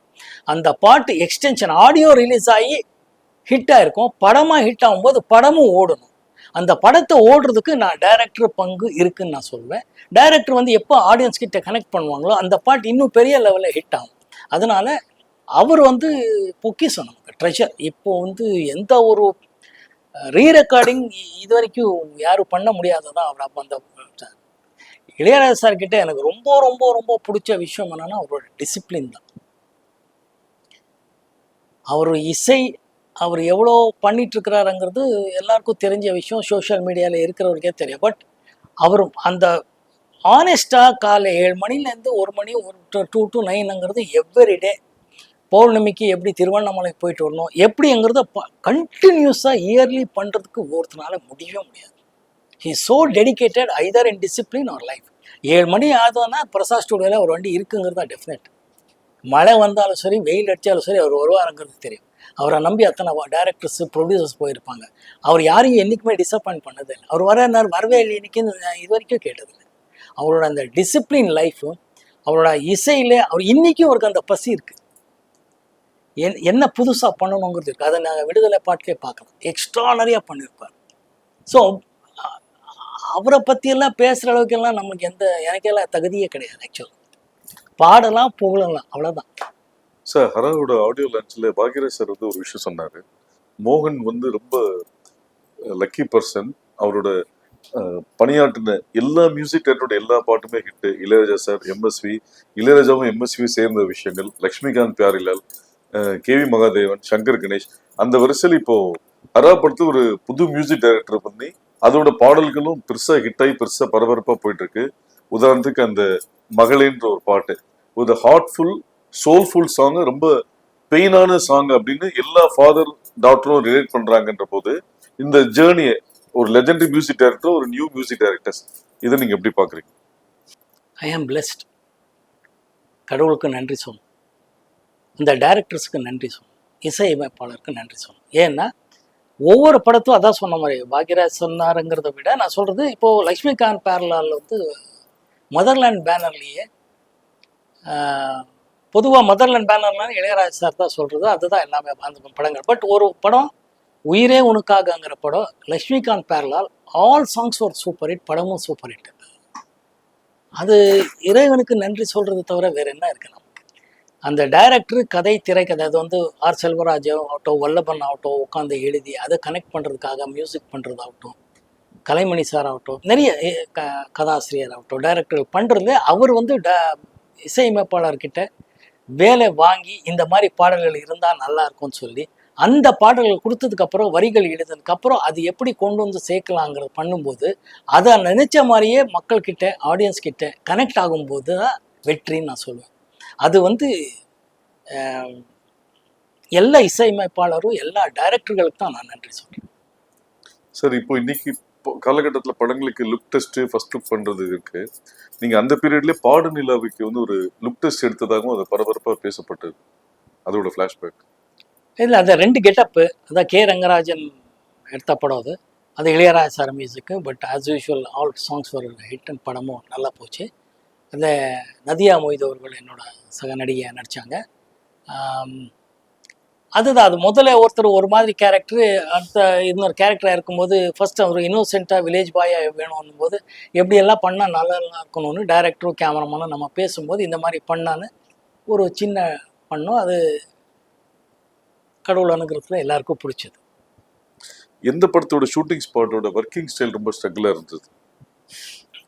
ஸ்ட்ரகிள் எல்லாம் இல்லை. நம்ம எல்லா படமும் ஒரு கஷ்டமான விஷயமும் இஷ்டப்பட்டு பண்ணுறதுனால இது ஸ்ட்ரகிளிங்கிற வார்த்தையே இல்லை. எல்லாமே ஓடிட்டுருப்போம். இப்போ ஒன்றும் இல்லை, நெஞ்சத்தை கில்லாதல நானும் சுஹாசினி அவர்கள் மார்னிங் ஜாகிங் ஓடுன்னு தான் படமாக பார்த்துருக்காங்க.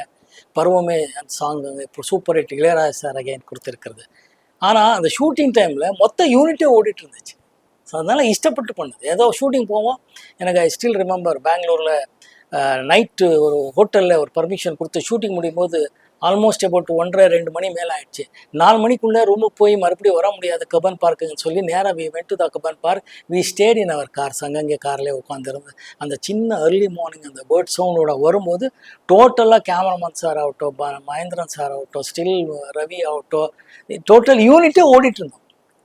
ஸோ அது ஒரு என்ஜாய் தான். அது வந்து நம்ம படத்தில் நாங்கள் 2 பேர் தான் தெரியும். பட் டைரக்டர்லேருந்து எல்லாரும் தேவர் பிகாஸ் அந்த அந்த ட்வெலைட் அந்த ஃபியூ செகண்ட் ஃபியூ மினிட்ஸில் அந்த லைட்டு மிஸ் ஆகிடக்கூடாதுங்கிறதுக்காக ஃபுல் டீமே ஒரு they were running for that jogging song. So இஷ்டப்பட்டு தான் பண்ணணும். ஸ்ட்ரகிளிங் எல்லாம் இல்லை. இன்னைக்கு காலகட்டத்தில் தமிழ் படங்களை விட மலையாள படங்கள் வந்து பெரிய அளவில் வரவேற்பப்படுது. எல்லா லாங்குவேஜ்லையுமே ஓடிட்டு இருக்கு. இது ஒரு நீங்கள் ஒரு நடிகரை மீறி ஒரு டைரக்டர் வேற. ஸோ அதனால அதை எப்படி பார்க்குறீங்க? இல்லைப்பா, மலையாளம் படத்தில் நான் இவ்வளோ நேரம் சொன்னதான் டைரக்டர் வந்து புது களம் கதையாக மலையாளம் இருக்கும், மலையாளம் வாசனை இருக்கும் எல்லா படமும். நம்ம ஓடிடி பிளாட்ஃபார்மில் பார்த்தீங்கன்னா இப்போ கொரியன் ஃபிலிம்ஸ்ன்னு சொல்கிறோம், சைனீஸ் ஃபிலிம்ஸ்ன்னு சொல்கிறோம், பெங்காலி ஃபிலிம்னு சொல்கிறோம், சப்டைட்டிலோட நாங்களே பார்க்குறோம். டர்க்கிஸ் லாங்குவேஜெல்லாம் பார்த்தீங்கன்னா சப்டைட்டில், அந்த மாதிரி மலையாளமும் பார்க்குறோம். ஸோ ஏன்னா அவங்களோட கதை திரைக்கதை வசனம் அவ்வளோ நல்லா இருக்குங்கிறதா, அது இயக்கிக்கிறது. அகெயின் அந்த வசனத்தை எப்படி நம்ம வந்து ஆடியன்ஸ் கனெக்ட் பண்ணுறது வந்து டைரக்டர்கள் பண்ணிகிட்ருக்காங்க. So we connect with the film. நிறைய நல்ல படங்கள் வந்துட்டுருக்கு. I'm so happy to see those films. Sir, Varadaraja Mudaliar சாரை நீங்கள் சந்திச்சதாகவும் அவங்க குடும்பத்தினர் வந்து உங்களோட ஃபேன்ஸ்ன்னு சொல்லி ஒரு பதிவு இருக்குது. இதை அந்த மூமெண்ட்ஸ் அது ஒரு ஹாப்பி மூமெண்ட் தான். நான் ஷூட்டிங்கில் இருக்கும்போது லேண்ட்லைனில் ஃபோன் வந்தது வீட்டுக்கு. மோகன் சார் இருக்கிறாரான்னு கேட்டாங்க. யாருங்க? ஆமாம் நான் தான் பேசுகிறேன்னு சொன்னதும் நான் வரதராஜ் முதலியார் பேசுகிறேன். அப்படியே ஷாக். ஏன்னா அப்போ தான் அவரை பற்றியெல்லாம் கேள்விப்பட்ட ஒரு நல்ல விஷயம். இதை வந்து நாயகன் முன்னாடி நான் சொல்கிறேன். அப்போ வந்து நான் உங்களை பார்க்கணும் பேசணும்னு ஆசைப்பட்றேன்னா, நான் ஃபஸ்ட்டு என்ன இது எப்படி நம்ம ஷூட்டிங்கில் நம்ம ப்ரொடக்ஷன் மேனேஜர்கள் சொல்லி யாராவது பேசுகிறாங்களாங்கிற அளவுக்கு ஒரு டவுட். ஏன்னா எதிர்பார்க்கவே இல்லை. அப்புறம் நானே வரேன் சார், நான் என்ன இல்லை பரவாயில்ல நாங்கள் வரோம் அப்படின்னு. இல்லை நான் வரேன்னு சொன்னேன். இப்போ மந்தவள்ளி சிங்கப்பூர் பங்களான்னு ஒரு ஷூட்டிங் ஹவுஸ் இருக்கும். அங்கே ரெகுலராக ஒரு நாளைக்கு 2-3 படம் அங்கே ஷூட்டிங் நடத்துகிற மாதிரி ஒரு சூழ்நிலை காலங்கள். அப்போது நான் வந்து போயிட்டு வரேன்னு சொல்லி நானே வரேன்னு சொல்லி அவர் வீட்டுக்கு சாந்தம் கிட்ட ஒரு வீடு, அப்போ அங்கே போய் அவரை பார்த்தேன். அப்போ தான் அவர் பாம்பேலேருந்து இங்கே வந்து இருந்திருந்த டைம். எவ்வளோ பெரிய விஷயம். அவர் நல்லா ஒரு வேட்டியும் நல்லா ஹாஃப் பனியன் கட்டி அப்படியே இருப்பார். பக்கா ஒரு நல்லா அப்படி பட்டையோடு அப்படி உட்காந்துருந்தார். போனது ரொம்ப ஹாப்பியாக. உங்கள் ஃபேமிலியெல்லாம் சொல்லி என்னென்னா என்னோடய ஃபேன்ஸ் என்னோடய பாடல்கள் என்னோடய படங்கள் பார்த்து ரொம்ப ரசிச்சிருக்கோம், உங்களை பார்க்கணும்னு சொல்லியிருக்கேன். அப்போ தான் அந்த மும்பைலேருந்து அவர் இங்கே வந்து தங்கிட்டு இருந்தார் நேரம். ரொம்ப பெருமையாக இருந்துச்சு, ரொம்ப ஹாப்பியாக இருந்துச்சு. அந்த வயசுலேயே அவர் கேஷுவலாக பேசும்போது என்னால் அவர் அவ்வளோ ஃபிட்டாக இருந்தார். ஏன்னா பாருங்கன்னு அப்படியே பஸ்கி எடுத்தார். சார் நீ என்ன சார் ஐயோன்ற? நான் இல்லை தம்பி, இப்படி இருந்தால் தான் நீங்களும் இருக்க முடியும், நீங்களும் நல்லா இருக்க முடியும், நீங்கள் அப்படி இருக்கீங்க, நல்லா இருக்கீங்க, அது இதெல்லாம் சொல்லி நம்ம எந்த டென்ஷனில் இருந்தாலும் பாம்பேல உங்கள் VHS போட்டு பார்ப்போம், ஹாப்பியாக பார்ப்போம், உங்கள் படங்கள்னா எங்களுக்கெல்லாம் அவ்வளோ பிடிக்கும்னு அவர் ஃபேமிலியெல்லாம் அறிமுகப்படுத்தார். அந்த தாய் எவ்வளோ அவ்வளோ பெரிய பூஜாரம் போய் நான் பூஜாரம் என்னை கூட்டிகிட்டு போகணுங்க. நாங்கள் ரொம்ப எக்ஸ்ட்ரானரி ஃபீலிங். அது 2-3 தடவை பார்த்துருக்கேன். 2-3 தடவை ஒரு அந்த வீட்டில் தான் நான் பார்த்துருக்கேன். எப்போ வரும் உங்களுக்கு என்ன வேணும்பார். நான் ஒன்றும் வேணாம் சார், உங்கள் அன்பு போதும். பட் இருந்தால் இல்லைங்க, எங்களெல்லாம் இவ்வளோ ஹாப்பியாக வச்சுட்டு இருக்கீங்க நீங்கள். எங்கள் ஃபேமிலியே உங்களை பாருங்கள் பார்க்க வந்திருக்காங்க. எல்லோரும் அவங்க ஃபேமிலியை வந்து நிற்கும், பேசுவோம், எல்லாருக்கிட்டையும் பேசுவேன். அதுக்கே ஆண்டவனுக்கு நன்றி. இவங்களெல்லாம் ஹாப்பியாக வச்சுக்கிட்டு காரணமாக இருக்கிற எங்கள் படங்கள், அதை வந்து ப்ரொடியூசரு, டைரக்டர்கள், அவங்களுக்கு நன்றி, இவங்களுக்கு நன்றி. ரொம்ப எக்ஸ்ட்ரானரி மெமரிஸ். அது எங்களுக்குள்ளே இருக்கிற ஒரு மெமரிஸ் தான். எம்ஜிஆர் சாருக்கும் உங்களுடான நட்பு, அவருக்கு சொன்ன அட்வைஸ், அந்த சுவாரஸ்யமான சம்பவம்.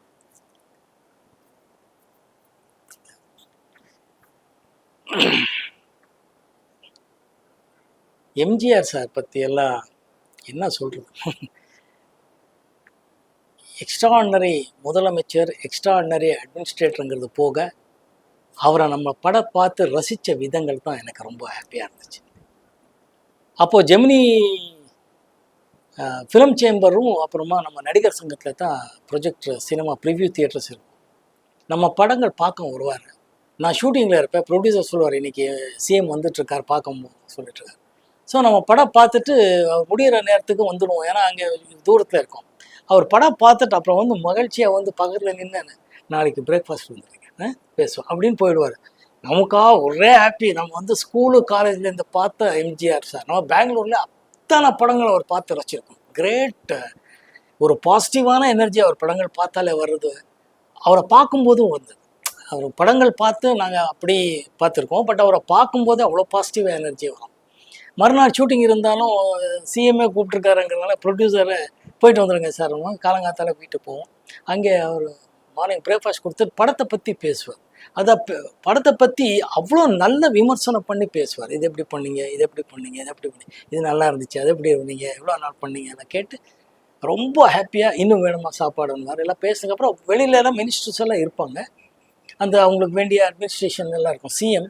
பட் இருந்தாலும் நாங்கள் அதை புரிஞ்சுக்கிட்டு ரொம்ப நேரம் பேசுகிறதோ அது இதெல்லாம் இல்லை. பட் பேசி முடிஞ்சு நான் கிளம்புறேன்னா பரவாயில்லைங்க. சில டைமில் காஃபி போதும் கிளம்பி வந்ததும் உண்டு, ஏன்னா வெளியே அத்தனை பேர் வெயிட்டிங்கில் இருப்பாங்க தமிழ்நாடு சிஎம். அப்போது ரொம்ப நமக்கு பெருமையாக இருக்கும். அதுவே என்ன பண்ணுங்க நெக்ஸ்ட் படத்தில் பார்ப்போம் பேசுவோம் அப்படின்னு நமக்கே உள்ளே இருக்கும். மறுபடியும் நல்ல படங்கள் பார்த்து பேசுவார். அவரும் இதே தான் வார்த்தை, உங்களுக்கு என்ன வேணும், என்ன ஒன்றும் வேலை, உங்கள் அன்பு இருந்தால் போதும். Extraordinary memories sir. அப்போ எம்ஜிஆர் இந்த மாதிரி ஆட்களோட உட்காந்தோம் பேசணும் அப்படிங்கிறத எங்கள் லைஃப்பில் one of the biggest achievements. அதனால அது எக்ஸ்ட்ரானரி ஃபீல். சிவாஜி சாரோட அனுபவம். சிவாஜி சார் நடிப்புகளே நடிகர் திலகம் சிவாஜி சாருங்கிறது நமக்கு வரும்போதே இண்டஸ்ட்ரிக்கு தெரியும். அவரோட 2-3 படம் நடிச்சிருக்கேன். அவர் வரும்போதே அவரோட படங்கள் பார்த்து, அதே தான் பெங்களூரில் நான் வந்து ஸ்கூலு காலேஜில் பார்த்ததா. அங்கே பெங்களூரில் இன்னொரு நல்ல விஷயம் என்னென்னா, நம்ம எல்லா மொழி பசங்களும் அங்கே இருக்கிறதுனால அந்தந்த மொழியில் அந்தந்த வாரம் வர படங்கள் பற்றி பேசுவாங்க. சிவாஜி சார் படம் வரும், நாகேஸ்வராவ் படம் வருதோ, ராஜேஷ் கண்ணா படம் வருதுன்னு அவங்க சொல்லும்போது எல்லார் படமும் எல்லா பேரும் போய் பார்ப்போம். காலேஜ் கட்டடிச்சு ஸ்கூல் கட்டடிச்சு போகிறதே படங்கள் தான் நமக்கு ஒரு என்டர்டெயின்மெண்ட். அப்போது பார்க்கும்போது இந்த மாதிரி அவர் சார் படங்கள் எல்லாம் பார்த்துருக்கோம். அவரை வந்து ஃபஸ்ட்டு அங்கே பார்த்தது ஒரு வீட்டில் கருடா சௌக்கியமா ஷூட்டிங் டைமில் தான் பார்த்தேன். எனக்கு கையெல்லாம் நடுங்குது அவர் பார்க்கும்போதோ. ஏன்னா அவர் நடிக்கிறாருங்கிறது போக நான் அவர் கூட நடிக்கணும். அது அவர் நடிக்கும்போது நான் கால் மேலே கால் போட்டு ஏதோ ஒரு வசனம் போடணும். அந்த வசனம் பேசணுங்கிறது, காலு போட வர மாட்டேங்கிறது, பேசணுங்கிறது ஒரு சின்ன பயம் இருக்கும்ல, தயக்கம். அது இல்லாமல் அந்த ஷூட்டிங் அட்மாஸ்பியர் பெரிய லெஜெண்டரி பிரகாஷ் ராவ்ங்கிற மிகப்பெரிய டைரக்டர் எல்லாம் இருந்தார். பட் அவர் ரொம்ப என்கரேஜ் பண்ணுவாருங்கிறதா, என்கரேஜ் பண்ணார். ரொம்ப சுலபமாக நடிக்கும் முயற்சி பண்ணேன். அது நல்லா நடந்ததுங்கிறது உண்மையான விஷயம். ஒவ்வொரு படத்துலையும் அவரோட நடிக்கும்போது அவ்வளோ நல்லா இருக்குது. அதான் இதெல்லாம் தான் நல்ல விஷயங்கள் சினிமாவுக்கு வந்ததுக்கு அப்புறம்ன்றது. எனக்கு எம்ஜிஆர் சார் சிஎம்மாக இருந்தாலும் அவர் பார்க்குறதுக்கும் அவரோட பேசுகிறதுக்கு ஒரு வாய்ப்புகள் கிடைச்சதாகட்டும், சிவாஜி சாரோட நடிக்கிறதுக்கு வாய்ப்பு கிடைச்சதாகட்டும், சிவாஜி சார் பையனோட நடிக்கிறதுக்கு எனக்கு வாய்ப்பு கிடைச்சதாகட்டும், இதுக்கெல்லாம் ரொம்ப பெருமையாக இருக்குது, ஹாப்பியாக இருக்குது. இறைவனுக்கு நன்றி சொல்லுங்கள். சார், ஒரு இடைவெளிக்கு அப்புறம் தான் ஹரா படம் தேர்ந்தெடுத்தீங்க. அந்த இடைவெளிக்கு என்ன காரணம்? நல்ல நீங்க எதிர்பார்க்குற ஒரு கதாபாத்திரமோ அமையாதது தான் காரணமா, இல்லை வேற ஏதாவது ரீசன்? எதிர்பார்க்குற மாதிரி திரைக்கதை இருக்கிற மாதிரி படங்கள் வராததான் காரணம். நம்ம ஏதோ ஒரு புதுசாக இருக்கிற ஒரு கதை, புதுசுன்னா புத்தம் புதுசு இல்லை, நமக்கு புரிகிற மாதிரி, நமக்கு பிடிச்ச மாதிரி இருக்கிற மேட்டர் தான் வேற மாதிரி கொடுத்தா ஜனங்க பார்ப்பாங்கங்கிறதும் நாங்களே இப்போ நமக்கு பிடிக்கிற ஒரு விஷயத்த கொஞ்சம் அழகா வேற மாதிரி இட்லி கொடுத்தா, வேற மாதிரி தோசை கொடுத்தா, வேற ரெசிபி இல்லை, அது கொடுக்குற விதத்துலேயே நல்லா ஒரு கொடுக்குறதுல இன்ட்ரெஸ்டிங்காக எப்படி பார்க்க வைக்கிற மாதிரி, சாப்பிடணும்னு தோன்ற மாதிரி பண்ணுற மாதிரி தான் படங்கள் பற்றியும் நான் எதிர்பார்த்த மாதிரி வரல. வர வரைக்கும் வெயிட் பண்ணுவோம், ஒன்றும் பிரச்சனை இல்லை, ஹாப்பியாக இருப்போங்கிறதா இருக்கு. சார், இந்த கோவிட் அப்போ அந்த கோவிட் வந்தவங்க வந்து ஒரு செல்ஃப் குவாரண்டைன் பண்ணணும்னு இருந்தாங்க. ஸோ நீங்க வந்து இந்த வெயிட்டிங் பீரியடை இது ஒரு செல்ஃப் அனலைசிங் பீரியடா எடுத்துக்கிட்டீங்களா?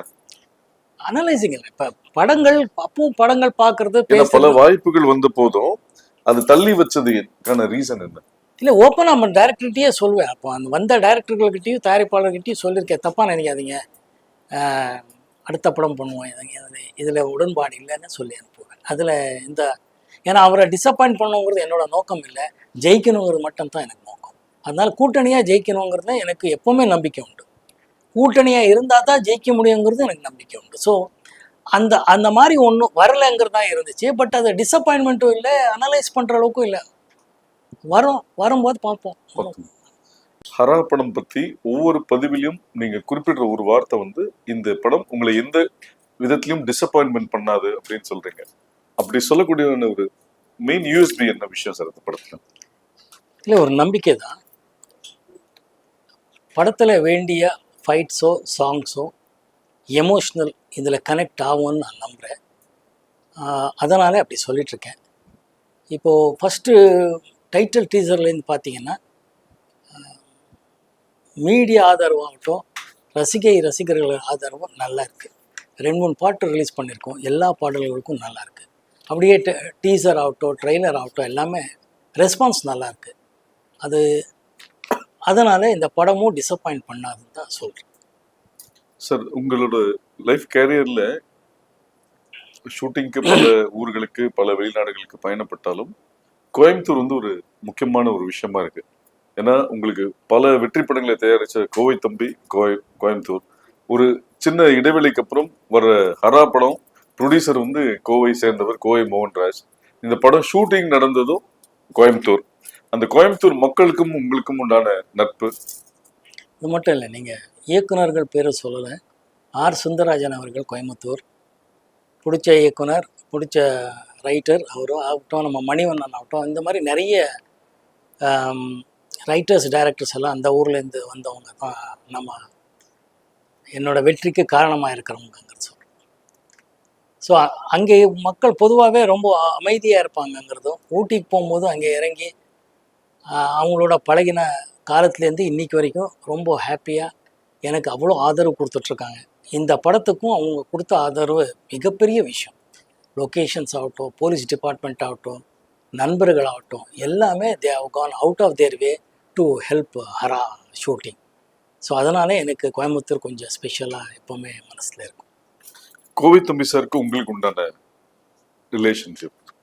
கோவை தம்பி சார் சொன்ன மாதிரி கோவை சேர்ந்தவர், என்னோட நிறைய ஹிட் படங்கள் தயாரித்த ப்ரொடியூசர். பயணங்கள் முடிவதில் ப்ரொடக்ஷன் ஆரம்பிக்கும் போது அரங்கநாயகம் சார், பொள்ளாச்சி ரத்னமன் சொல்லி இன்னொருத்தர் பேர், இந்த தயாரிப்பாளர் பேர் மறந்துட்டேன், மன்னிக்கும்.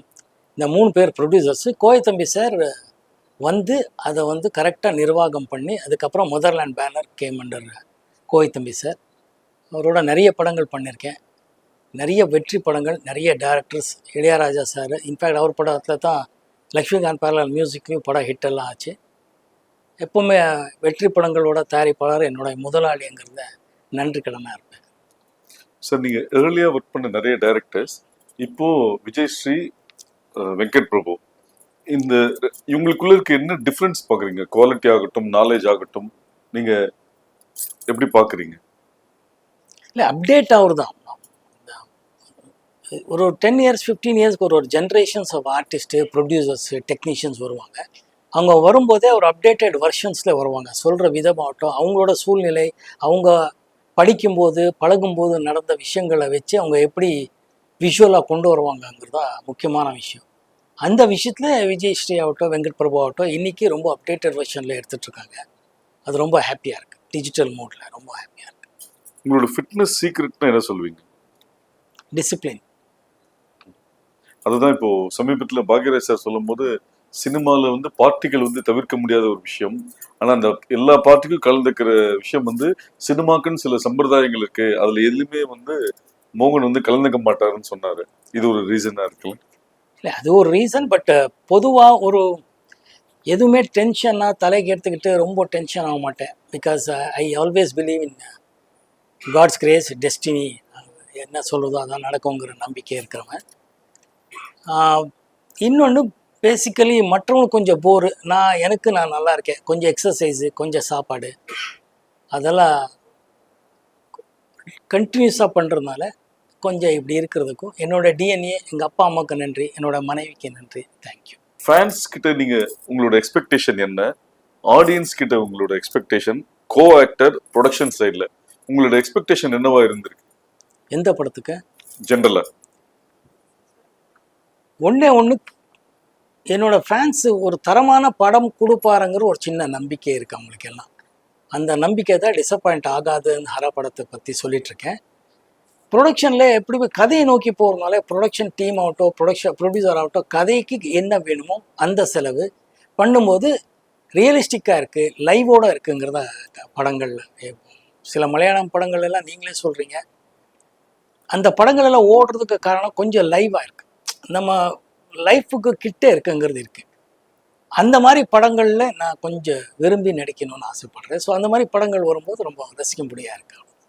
சரி, பொதுவாக எல்லா நடிகர்களுக்கும் ஃபேன்ஸ்ன்றது ஒரு முக்கியமான விஷயம். அந்த ஃபேன் பேஸ்டு ரசிகர் மன்றம் இதை ஒரு ஒருங்கிணைச்சு பல நலத்தட்ட உதவிகள் பண்றதுன்றது ஒரு நடைமுறையில் இருக்கிற ஒரு விஷயம்.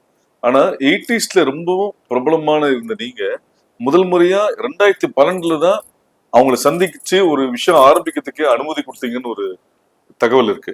பிளஸ் 2014 இருந்து இன்னைக்கு வரைக்கும் உங்களோட பிறந்தநாள் மே 10ன்றதுனால ஒரு 10ஆம் தேதியும் உங்க ரசிகர்கள் வந்து நலத்திட்ட உதவி பண்றாங்க.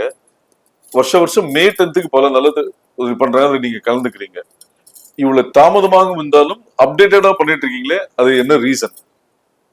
இல்லை, மே 12 ஐ மீன் என்னது, மே 10 பிப்ரவரி 2014 முன்னாடியிலேருந்தே பண்ணிட்டு இருக்காங்க. சோஷியல் மீடியா அவ்வளோ கேச்சிங்காக இருக்கல, டிஜிட்டல் மோடெல்லாம் வந்தது 2000க்கு அப்புறம் தான். அதுக்கு முன்னாடியிலேருந்து அவங்க பண்ணிகிட்டே இருக்காங்க. அவ்வளோ பெரிய பரபரப்பு பேசலை. என்ன மாதிரியே என்னோட ஃபேன்ஸும் அது டெய்லி போட்டு அது விளம்பரப்படுத்தணும், அதுன்றது அவங்களுக்கும் அவ்வளோ உடன்பாடு இல்லை. நான் பண்ண புண்ணியம் எனக்கு இப்படி ஒரு பொக்கிஷமாக ஃபேன்ஸ் கிடச்சிருக்கிறது. அவங்களுக்கு எப்போவுமே நன்றி. ஸோ ஒரு ஃபேன் வந்து ரொம்ப வருஷம் கழிச்சு சந்திக்க வரார், உங்களை கழிச்சு ரொம்ப வருஷமா ஃபாலோ பண்ணிட்டு இருக்கவர் சந்திக்க வரார். அப்போ கூட இருக்கவங்க சொல்றாங்க, நீங்க போய் சந்திக்காதீங்க, உங்களுக்கு அவர் ரொம்ப பிடிக்கும், அவருக்கு உங்களுக்கு ரொம்ப பிடிக்கும்னு சொல்றீங்க, அவர் உங்க பேர் கரெக்டா சொல்றாரான்னு பார்க்கலான்ற போது லிஃப்ட் திறந்து வந்து நீங்க அவர் பேரை வந்து இன்னும் கருணாகரன் எப்படி இருக்கீங்க அப்படின்ற மாதிரி ஒரு விஷயம் நடந்ததா ஒரு பதிவு இருக்கு. அதோட பேக்ட்ராப் என்ன? ஏங்க, ஃபேன்ஸ் எப்படிங்க மறக்க முடியும்? பேசிக் என்னன்னா, இன்னைக்கு வரைக்கும் அவங்க தான் என்னோட இருக்காங்க. அவங்க சில நாட்கள் வரலாம், போகலாம், மீட் பண்ணாமல் இருக்கலாம், விஷயங்கள் வேறு வேறு, ப்ரியாரிட்டிஸ் வேறு. ஸோ அப்படி போயிட்டு வரும்போது அவங்கள மறக்கவே முடியாது, மறக்கவும் மாட்டேன். மறந்தால் அது ஒரு விஷயமே வேறு. Because they're so genuinely involved with actor மோகனுங்கிறதுனால I am so happy to be associated with them. So ஒருத்தர் 2 பேர் இல்லை, அவங்க பண்ணுற விஷயத்துக்கு, அவங்க ஃபேன்ஸ் கிளப்பில் அவங்க பண்ணிகிட்ருக்கிற விஷயத்துக்கு நான் வந்து அவங்கள பேர் சொல்லி கூப்பிடுறேங்கிறதெல்லாம் ஜுஜுபி. அவங்க மிகப்பெரிய விஷயங்கள் அவங்க பண்ணிகிட்ருக்காங்க. ஸோ சரி, பொதுவாக ஒரு ஃபேன்ஸ்ன்றவங்க ஒரு கட்டத்தில் நான் உங்க கூட தங்கிடுறேன், உங்க கூட இருக்கிறேன்னு சொல்லும் போது உனக்குன்னு ஒரு லைஃப் இருக்கு, நீ உங்க ஃபர்ஸ்ட் ஃபேமிலியை பார்க்கணும் அப்படின்னு சொல்லி அட்வைஸ் பண்ண ஒருத்தர் பாலமுருகன் ஒருத்தர் இன்னைக்கு தேனியில மெடிக்கல் ஷாப் வச்சிருக்காரு. கோகுலகிருஷ்ணன்றவர் வத்தலக்குண்டில் ப்ரொஃபஸரா இருக்காரு. அப்புறம் வந்து ஒரு புதுக்கோட்டை சேர்ந்த ஒரு மாற்றுத்திறனாளி ஒரு அம்மா வந்து அனுசியா வந்து உங்க எல்லா படங்கள் பிள்ளைநிலா ரிலீஸ் தவிர, ஏன்னா அன்னைக்குதான் அவங்களோட டெலிவரி ஆனதாகும், அதை தவிர மீது எல்லாமே ரிலீஸ் அன்னைக்கு பார்த்துருக்காங்க. இப்படிப்பட்ட ஒரு ரசிகர்கள் வந்து கிடைச்சதுக்கு நீங்க எப்படி ஃபீல் பண்றீங்க? தொடர்ந்து எல்லா இடத்துலயும் நீங்க ரசிகர் சொல்லி ஃபேன்ஸ் ஆனாலும் ஓகே, நீங்க என்ன பண்றீங்க, ஃபேமிலி என்ன பண்றாங்க, ஃபேமிலி பாருங்கன்னு உங்களோட வார்த்தைகள் வந்து டைவர்ட் ஆயிடுது. அதுக்கு ஒரு ரீசன் என்ன? இல்லை, நான் பண்ண புண்ணியம், இதுக்கு மேலே வார்த்தைகள் இல்லை. இதெல்லாம் உணர்வு பூர்வமான விஷயங்கள். அவங்க முதல்ல இருந்தே நம்ம சொல்லிட்டு இருக்கிறது ஒவ்வொருத்தரும் ஜெயிக்கிறதுக்கு காரணம் அவரும் அவரோட குடும்பம் சூழ்நிலைகள் இருக்குங்கிறது தான். நான் என்னோட ஃபேன்களுக்கு முதலேருந்தே சொல்லிட்டு இருந்தது படங்கள் பாருங்கங்கிறத நான் எனக்கு எப்பவுமே உடன்பாடு இருக்கு. ஆனால் என்னையே ஃபாலோ பண்ணிட்டு அவங்க லைஃப் அவங்க எடுத்துகிட்டு கூடாது. ஸோ படிக்கணும், வேலைக்கு போகணும், அவங்க குடும்பத்தை பார்க்கணும், அப்பா அம்மா ஆகட்டும், அதுக்கப்புறம் மனைவி மக்களை பார்க்கணும். அதோட நம்ம படங்களும் பாருங்கிறத நான் ரிக்வெஸ்ட் பண்ணிட்டு இருந்தது. எத்தனையோ பேர் அதை ஃபாலோ பண்ணி இன்னைக்கு வாழ்க்கையில ஜெயிச்சிருக்காருங்க கேட்கும் போது எனக்கு கர்வமாக இருக்கு, பெருமையாக இருக்கு. அது மாதிரி மலேசியால ஒரு மறக்க முடியாத ரசிகை, அவங்க வந்து ஒரு இஸ்லாமிய பெண், உங்க போட்டோவை டாலரா வச்சிருக்காங்க. அப்படி அதை எப்படி பாக்குறீங்க? அந்த தாய்க்கு நன்றி சொல்லணும், வேற என்ன சொல்றது. அவர் வீட்டுக்காரர் எப்படி சொல்றதுன்னே தெரியல. அந்த அம்மா வந்து இங்கே அதை காட்டிட்டு பையன் சொல்கிறா பாருங்க பாருங்கன்னு சொல்ல காட்டுமான்னாங்க. காட்டினா ஒரு இஸ்லாமிய பொண்ணு இந்தியாவிலேருந்து வெளியூருக்கு போயிருக்காங்க. அவங்க அதை படிக்கும்போதோ பார்க்கும்போதோ என்னை பார்த்து பிடிச்சிருக்குங்கிற ஒரே காரணத்துக்காக புருஷன்கிட்ட சொல்லி, புருஷன் எவ்வளோ பெரிய மகான் மாதிரி என்னை பொறுத்தவரை. ஏன்னா வச்சுக்குமா மோகன் தானே, எனக்கும் பிடிக்கும், ஒன்றும் பிரச்சனை இல்லைம்மான்னு சொல்லி குடும்பம் நடத்தி இப்போது சமீபத்தில் கூட்டிகிட்டு வந்தாங்க. என்னன்னு அப்புறமா தான் தெரியும், அவர் அந்த அம்மா கொஞ்சம் உடம்பு சரியில்லைன்னு. ஸோ அவரை இந்த ரொம்ப நாளாக ஆசைப்பட்டுட்டு இருக்கு. ஏன்னா என்னோட பாடல்கள் கேட்டு தான் நைட் தூங்குவாங்க. பையன் தான் போட்டு விடுவாங்க டெய்லி சிடி ஆகட்டும், இதெல்லாம். ஸோ அந்த மாதிரி இருக்கிறது கேட்டால் அவங்க உடம்பு சரியில்லை. அதனால அவங்களோட ஆசை எப்படியாவது போய் காட்டணும்னு சொல்லி போய் காட்டிட்டு வா மோகன் சாரான்னு இங்கே வந்திருந்தாங்க. அந்த குடும்பத்துக்கே நான் நன்றி சொல்லணும். ஏன்னா மதம் தாண்டி, மொழி தாண்டி, அதெல்லாம் வேற. நம்ம ஜாதியோ மதமோன்றது இல்லை. என்னோட ஃபேன்ஸுகள் எத்தனையோ பேர் இஸ்லாமியர்கள் இருக்காங்க, கிறிஸ்டியன்ஸ் இருக்காங்க, இந்துக்கள் இருக்காங்க, அதை பற்றி எல்லாம் இல்லை. ஆனால் இந்த அம்மா ஒரு இங்கேருந்து போய் வேற ஒரு நாட்டில் வாழ்ந்து அங்கேயும் நம்மளை பற்றி பாடல்களோ படங்களோ பார்த்து நான் நடிக்காத டைம்லேயும் என்ன இவங்களெல்லாம் கொண்டாடி இருக்காங்கன்னா நன்றி தவிர வேற என்ன சொல்லவே தெரியல. நிச்சயமா சார். 77 கோகிலா, 80 மூடு பனி, ஒரு 7 இயர்ஸ் கேப்ல ரெட்டைவால் குருவி. அந்த கேப் என்ன? அதுல வந்து மூடு பனி கோகிலாக்கு அப்புறம் பாலுமேந்திர சார்ட்ட பண்ணும்போது நீங்க உங்களை எந்த அளவுக்கு அப்டேட் ஆயிட்டீங்க? அந்த எக்ஸ்பீரியன்ஸ் எப்படி இருந்தது ரெட்டைவால் குருவி? சார் பாலு மகேந்திரா சார் கிட்ட பார்த்தீங்கன்னா பொதுவாக அவர் படத்தில் எல்லாரும் சிறப்பாக தான் நடிச்சிருப்பாங்க.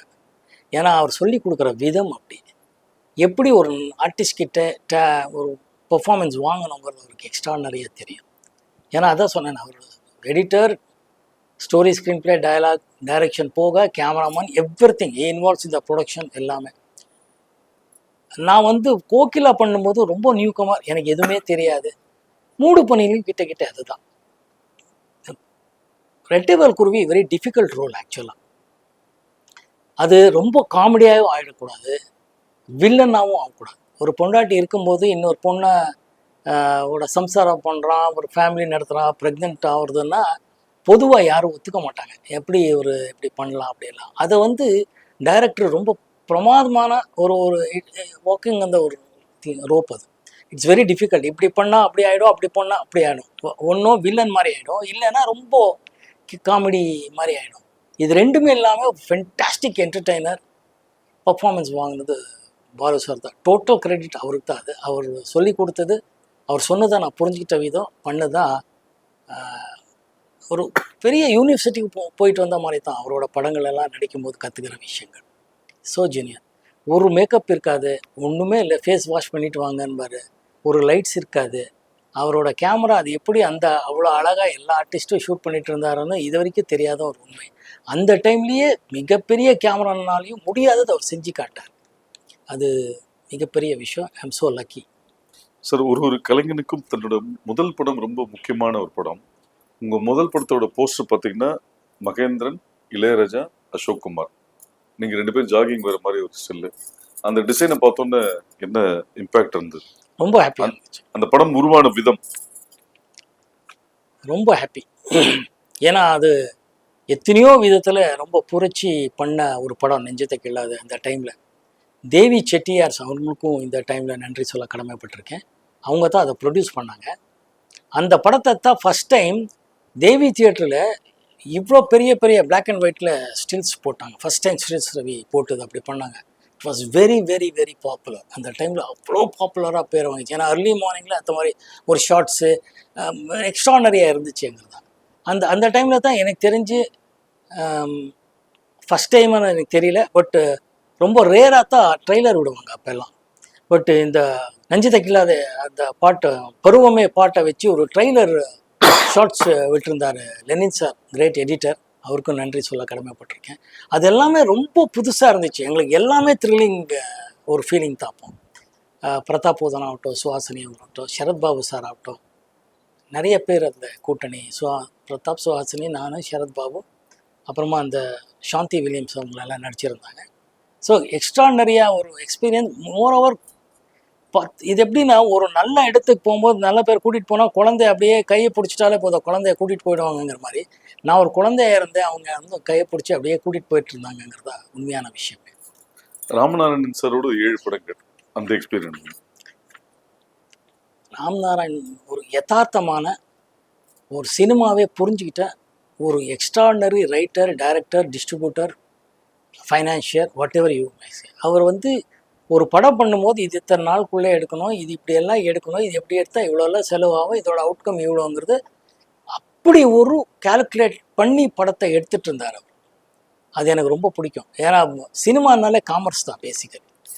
போட்ட பணம் வரணுங்கிறது முதல் இருக்கும். அதில் பேர் புகழ் எவ்வளோ பெரிய சக்ஸஸ் பண்ணணுங்கிறதெல்லாம் இருக்குது.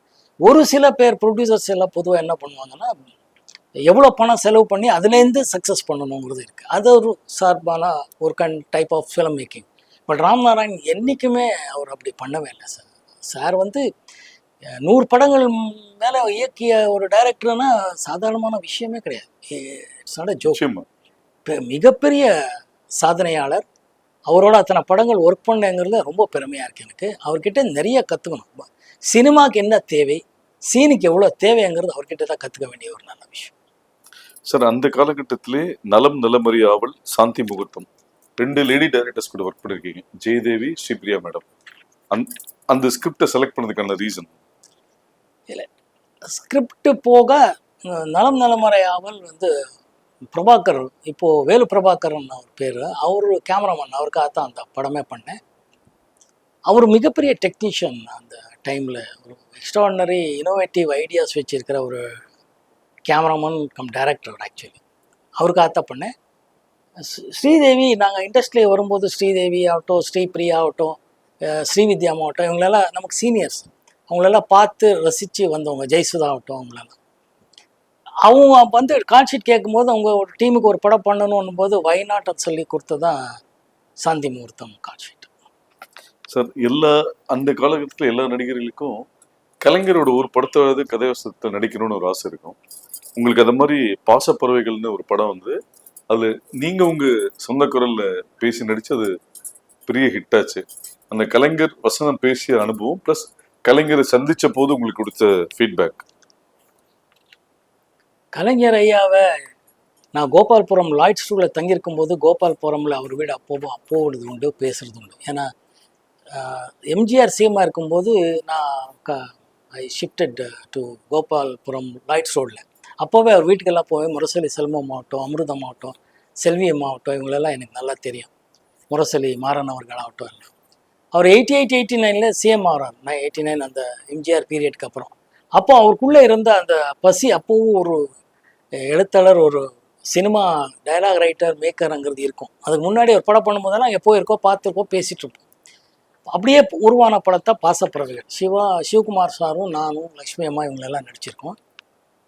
அது போஸ்ட் ப்ரொடக்ஷன் நடக்கிறதுக்கு முன்னாடி அவர் வீட்டில் ஒரு நாள் பேசிகிட்டே இருக்கோம். இப்படி பேசிட்டு போது டப்பிங்கு குரல் பேசணும் அப்படி இப்படின்னும் போது அவர் கேட்டார், யாருக்கு அப்படின்னாரு ஐயா. அப்போ நம்ம செல்வம் இவங்களெல்லாம் இருக்கும்போது மோகன் சார்கிட்ட பேசணும் இல்லையானாரு. ஏன் இருந்தார்? இல்லை, பொதுவாக நடிக்கிறாரு, அவர் பேசுகிறாரு. ஏன்னா உங்களுக்கு நல்லா தானே பேசுகிறாரு, ஏங்க உங்களுக்கு எதாவது பிரச்சனை? எனக்கு இல்லை சார், வாய்ப்பு கொடுத்தா கண்டிப்பாக நான் பேசுகிறேன்னு. இவரே பேசிட்டோங்க, சென்டிமெண்ட்டாவது இது இவர் பேசிட்டோம் அப்படின்னார். அன்றைக்கி அவர் கொடுத்தேன்னு. ஏன்னா ப்ரொடியூசர் டைரக்டர் ஒத்துக்கிட்டா தான் நம்ம பேச முடியும். அவர் சொல்லி பேசின படம் 100 நாள் மேலே போன படம். படம் நல்லா இருந்துச்சு, என்னையும் ஏற்றுக்கிட்டாங்க, என் குரலையும் ஏற்றுக்கிட்டாங்க. கலைஞர் பர்சனலாக சொன்ன விஷயங்கள் என்ன பாராட்டி அவர்? இல்லை, அவரோட ஷார்ப் மைண்டு தான் எனக்கு எப்போவுமே பிடிக்கும். அவர் நகைச்சுவையாக இருந்தாலும் 10 பேர் வந்தாலும் 10 பேர்கிட்ட பேசிட்டு இருந்தாலும் அவர் ஃபோக்கஸ் ஆகட்டும், மீதி எல்லாமே அவ்வளோ பிளானிங்கில் இருப்பார். அது ஒரு சாதாரணமான விஷயம் இல்லை. அவர் சிஎம் ஆகிறதுக்கு முன்னாடியும் அவரை பார்த்துருக்கேன். அதாவது 89 சிஎம், நான் சொல்கிறது 70ஸ்ல இல்லை, நான் வந்ததுக்கப்புறம் சொல்கிறேன். அதுக்கு முன்னாடி பார்த்துருக்கேன். அவர் எப்போ பார்த்தாலும் எங்கே பார்த்தாலும் ஷார்ப்பாக மோகன் அப்படின்னு தான் கூடுவார். என்ன தம்பி எப்படி அப்படி தான் கூப்பிட்டு பேசுவார். ஒரு தடவை ஒருத்தர் பழக்கமானாலே எப்போ போனாலும் அவர் பேரோட கூப்பிடுவாருன்னு கேள்விப்பட்டிருக்கேன். அது என் முன்னாடி என் லைஃப்லையும் நடந்திருக்கு. பல பேருக்கு அப்படி கூப்பிட்டு பேசுறது உண்டு. ஒரு பியூட்டிஃபுல் விஷயம்னா சாரை எப்போ வேணாலும் போய் பார்க்கலாம். அவர் சிஎம்மாக இருக்கும்போது சரி, சிஎம்மாக இல்லாதப்போ போய் பார்க்கலாங்கிறது, அந்த அப்ரோச் வாஸ் எக்ஸ்ட்ராடினரிலி ஒரு கான்ஃபிடன்ஸ் கொடுக்கக்கூடிய விஷயமா இருந்துச்சு எனக்கு. சார், பல வெள்ளி விழா வெற்றி விழா படங்கள்ல நம்ம சொந்த குரல்ல பேச முடியலன்ற வருத்தம் இன்னைக்கு அது இருந்திருக்கா உங்களுக்கு? வருத்தம்ங்கிறத விட நான் முதல்ல மெனக்கடலை, ப்ரொடியூசர் டைரக்டர்களும் அது சொல்லலை, நானும் மெனக்கடலைங்கிறது தான் உண்மையான விஷயம். அது ஒரு டைமுக்கு அப்புறம் 24 ஹவர்ஸ் ஒர்க் பண்ணிட்டு இருந்ததுனால, படங்களும் போயிட்டு இருந்ததுனால, டைரக்டர்களும் அப்படி சொல்லிட்டு இருந்ததுனால அதை இன்னைக்கு அது எக்ஸ்கியூஸாக சொல்கிறது இல்லை. But that was those for the days. ஆனால் கலைஞர் ஐயா சொன்னதுக்கப்புறம், அந்த படம் நல்லா போனதுக்கப்புறம் நான் தான் பேசணும்னு முடிவு பண்ணேன். வேற ஒன்று. சார், தமிழ் சினிமாவில் ட்ரெண்ட் செட்டிங் டைரக்டர்ஸ்ல ஸ்ரீதர் சாருக்கு ஒரு முக்கிய இடம் உண்டு. ஸோ உங்களோட தென்றல் எண்ணத்தோடு எப்படி அமைஞ்சது அவரோட ஒர்க் பண்ண எக்ஸ்பீரியன்ஸ்? அகெயின் அது தேவி films and Royal pictures Taha, இவங்க 2 பேர் சேர்ந்து பண்ண படம். ரொம்ப அற்புதமான ப்ரொடியூசர்ஸ், என்னோட முதலாளிகள் தான். இன்றைக்கும் அவரோட தொடர்பில் இருக்கேன். அவர் அவ்வளோ நல்ல உள்ளம் உள்ள ப்ரொடியூசர்ஸ் 2 பேர். ஸ்ரீதர் சார் போது பேச்சுக்கு என்ன இருக்கு இடம்? ஃபஸ்ட்டு ஸ்ரீதர் சார் வச்சு படம் பண்ணுங்கனால அவ்வளோதான். எப்போ டேட்டு தான் கேட்கணும் தவிர ஒன்றும் இல்லை. ஏன்னா அவர் படங்கள் பார்த்துருக்கோம்னா, நெஞ்சில் ஒரு ஆலயமாகட்டும், காதலுக்கு நேரம் இல்லையாகட்டும், இது இளமை ஊஞ்சல் அடைக்கிறதாகட்டும், இந்த மாதிரி நிறைய படங்கள் அப்போ பார்த்து ரசித்துண்டு. நமக்கு இந்த மாதிரி டைரக்டர்கிட்ட எல்லாம் ஒர்க் பண்ண முடியலையே, கிடைக்கலையேங்கும் போது ஒரு வாய்ப்பு வரும்போது அதை யூஸ் பண்ண சச் எ ஜீனியஸ் டைரக்டர். அவ்வளோ மென்மையாக சொல்லி கொடுக்கக்கூடிய, ஹியூமராக எப்படி ட்ரீட் பண்ணணும்னு அவர்கிட்டயே கற்றுக்க வேண்டியது இருக்குது. அந்த அளவுக்கு ஹியூமர் ஆகட்டும், சேட் ஆகட்டும், ஒரு அற்புதமாக விஷுவலாக கொண்டு பண்ணக்கூடிய ஒரு ரைட்டர். அவரோடவே அந்த சித்ராலய கோபு இருந்தார், பிரமாதமான ரைட்டர் டைரக்டர். இவங்களோட ஒர்க் பண்ணும்போது ஒர்க் பண்ண வாய்ப்பு வந்துச்சுங்கிறது ரொம்ப பெருமையாக இருக்குது. இது சித்ராலய கோபு சார் டைரக்ஷன் ஒரு படம் பண்ணிருக்கேன். ஆமாம் பண்ணிருக்கேன். அது ஏஎம் சார் வசந்தி படம். அவர் அதான் சொல்கிறேன், அவர் எல்லாம் பேசும்போதே அவ்வளோ ஹியூமர் இருக்கும். பேசிக்கு நகைச்சுவைங்கிறத விட அது எந்த சிச்சுவேஷன் கொடுத்தாலும் அதை நகைச்சுவையாக மாற்றுவாங்க. அதுதான் அவங்களோட பலமே. அதில் ரொம்ப பிரமாதமான விஷயம். தென்றல் எண்ணத்தோடும் மிக சிறப்பாக ஓடிச்சு. இளையராஜா சார் அத்தனை பாடல்களும் ஹிட்டு. நல்ல ப்ரொடியூசர்ஸ், நல்ல டைரக்டர்ஸ். அதனால பெருமையாக இருக்குது.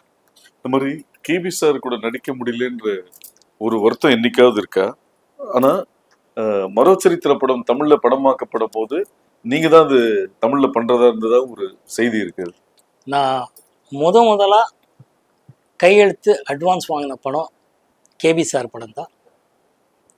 அது மரோச்சரித்திரம் என் தமிழில் பண்ணணும்னு சொல்லி பெங்களூரில் நான் இருக்கும்போது பிரபு ஃபிலிம்ஸுங்கிறது மரோச்சரித்திரம் ரிலீஸ் பண்ண டிஸ்ட்ரிபியூட்டர்கிட்ட கேட்டு என் நம்பரை பிடிச்சி என்ன பார்க்க சொன்னார். நான் இங்கே வந்து பார்த்தேன். இந்த மாதிரி ஒரு 2-3 மீட்டிங் முடிஞ்ச பிறகு நீ வந்தால் கரெக்டான ஆளுன்னு கேபி சார் நினச்சதுனால அரங்கன் நாள் அட்வான்ஸ் கொடுத்தார். அவர் பையன் இன்றைக்கும் இருக்கான். எங்கேயாவது பார்த்தீங்கன்னா அவர் சொல்லுவார், என்னோடய அட்வான்ஸ் இன்றைக்கும் உங்கள் கையில் இருக்குன்னு. அந்த மாதிரி அட்வான்ஸ் வாங்கின படம் அதுதான். ஆனால் அவர் பண்ணுறதுக்கு கொஞ்சம் டிலே ஆச்சுங்கிறதுல அவர் டைம் கொடுத்தாரு. அந்த டைமில் நான் கிழக்கே போகும் ரயில் Telugu another great legendary director Bapu sir direct பண்ணுறது தான் தெலுங்கு படம் நடிக்கிறதுக்கு என்ன கூப்பிட்டாங்க. நான் போய் நடிச்சிட்டு இங்கே ஷூட்டிங் எல்லாம் பிளான் பண்ணிட்டு இருந்தார். அப்போது வந்ததும் என்ன தேடுறாரு கேஷுவலாக, எங்கே மோகன் இங்கே தான் இருக்கான்னு பார்த்தா, நான் ஜாலியாக ஒரு மாதிரி எல்லாரும் மத்தியில் நிற்கிறேன். என்னன்னா டோட்டல் மீசையும் மொட்டையும் அடிச்சிருந்தேன். மொட்டை தலை ஷேவ் பண்ணி மீசி எடுத்திருந்தேன். அந்த கிழக்கே போகும் தெலுங்குல ஒரு சீனில் கழுதை மேலே கூட்டிகிட்டு போகும்போது தலையில ஷேவ் பண்ணி, அதுதான் அந்த படத்தோட ஃபினிஷிங் ஷாட்டாக எடுத்து அனுப்பிச்சிட்டாரு. நான் வந்துட்டேன். இப்போ தான் பார்த்து கோச்சிட்டு கண்ணா பின்னான்னு திட்டுறாரு. எவன்டா இதெல்லாம் ஷேவ் பண்ண சொன்னேன். நான் நோ சார், பாப்பு சார், கிழக்கே போகும் ரைட் சார், தெலுங்கு சார், தூர்ப்பு வெள்ளை சார் அப்படிலாம் சொல்கிறேன். அதெல்லாம் இருக்கட்டும். அப்படி இல்லை சார், தட் டாங்கி சீன் சார்ன்ற. இப்போ தான் இத்தனை நாளாக பிளான் பண்ணி படம் பண்ணோன்னு பிளான் பண்ணால் இப்போ அப்படின்னு ஒரு கெட்ட வார்த்தையிலெல்லாம் திட்டி முடி வரணுமே சார் என்ன அப்படியே சும்மா அப்படி இப்படி சுற்றி சுற்றி நடந்துட்டோம்னு சொன்னார். கொஞ்சம் போஸ்ட்போன் பண்ணுவோம், இந்த படம் அப்புறமா பண்ணுறேன் நான், அந்த பேர் முடி வளரட்டும் அதுக்கப்புறம் ஷூட் பண்ணலாம்டா, இப்போ படம் பண்ண வேண்டாம்னு நிறுத்தி போஸ்ட்போன் பண்ணார். அந்த டைமில் Padmini Kolhapure was supposed to do Saritha's role, everything was fixed. அரங்கண்ணால் தான் மரோச்சரித்ரா பண்ண ப்ரொடியூசர் தான் தமிழையும் எடுக்கிறதா இருந்துச்சு. அந்த போஸ்ட்போன் பண்ண டைமில் ஒரு 6 மாதத்து வரணும் முடியெல்லாம் கரெக்டாக வளரணுன்ற டைமில் ஒரிஜினல் மரோச்சரித்ரா தெலுங்கு வெர்ஷனை released in Tamil Nadu and it was a super duper hit. அதனால் இப்போ எடுக்க வேண்டாம் கொஞ்ச நாள் ஆகட்டும் அப்படின்னு சொல்லும்போது தான் அவங்க சொல்லி தான் நெஞ்சத்துக்கு இல்லாத ஹீரோக்காக மகேந்திரன் சார் தேடிட்டு இருக்காருன்னு அனந்து சாருக்கு நியூஸ் போய், அனந்த் இந்த மாதிரி நம்ம பண்ண வேண்டிய ஒரு பையன் இப்போ ஒரிஜினல் மரோச்சரித்ரா ரிலீஸ் ஆனதுனால பண்ண மாட்டோம், இப்போ வேணும்னா யூஸ் பண்ணுங்கள், நாடகம் இதுலலாம் பண்ணியிருக்காங்க அப்படின்னு சொல்லி என்னை பற்றி சொன்னதாகவும் அப்படி என்னை பார்த்து கூப்பிட்டதாக நெஞ்சத்தை கீழாத வந்து அந்த டைமில் இருந்து கிட்ட சிந்து பைரவி, அக்னி சாட்சி வரைக்கும் படங்கள் கேட்டிருக்கிறது உண்மை. பட் அன்ஃபார்ச்சுனேட்லி பயணங்கள் முடியுது அந்த டைம்லலாம் நான் ஓவர் பிஸி ஆகும்போது அவர் கூப்பிடுற நாட்கள் அவ்வளோ நாட்கள் என்னால் கொடுக்க முடியல. ஒவ்வொரு தடவையும் போகும்போது சாரி சார் தப்பாக நினைக்காதீங்க சார், அந்த புது டைரக்டர் அந்த புது ப்ரொடியூசர் கால் ஷீட் கொடுத்துருக்கேன்னா கடைசியில் நீ என்னைக்கு இருந்தாலும் யூ ஆர் மை ஆக்டர் கோ அப்படின்னு சொல்லி ஆசீர்வாதம் பண்ணி அனுப்புவார். இந்த படம் பேர் என்ன? எந்த படம்? மறுச்சரித்திர தமிழ்ல வைக்கிறதா இந்த படம் பேர் அலைகள் எழுதிய கவிதை.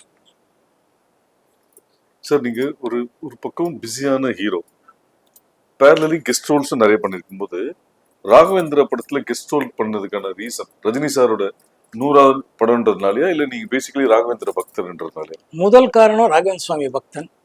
2வது படம் எஸ்பி முத்துராமன் சாரும் அந்த யூனிட்டும் கவிதாலயாங்கிறதும் அஃப்கோர்ஸ் சூப்பர் ஸ்டார் ரஜினி சாரோட நடிக்கணுங்கிறது இருக்குது. பட் முதல் காரணம் ராகவேந்திர சுவாமி பக்தன். நான் முதல்ல இந்த இண்டஸ்ட்ரிக்கு வர்றதுக்கு முன்னாடி நான் ராகவேந்திர சுவாமி கும்பிட்டு பழக்கம். அதனால் அவர் பற்றி ஒரு படம் எடுக்கிறாருன்னா அந்த படத்தில் என்ன நானும் ஒரு சீனாவது வரணுன்றது என்னோட ஆசை. அந்த ஆசைக்காக அந்த வாய்ப்பு கொடுத்ததுக்கு நன்றி சார். அதாவது ப்ரொடியூசர்லேயே ஒரு ஸ்ட்ரிக்ட் ஆஃபீஸர்னு சிஸ்டமேட்டிக் ஆஃபீஸர்னு சொன்னா கே பாலாஜி சார்.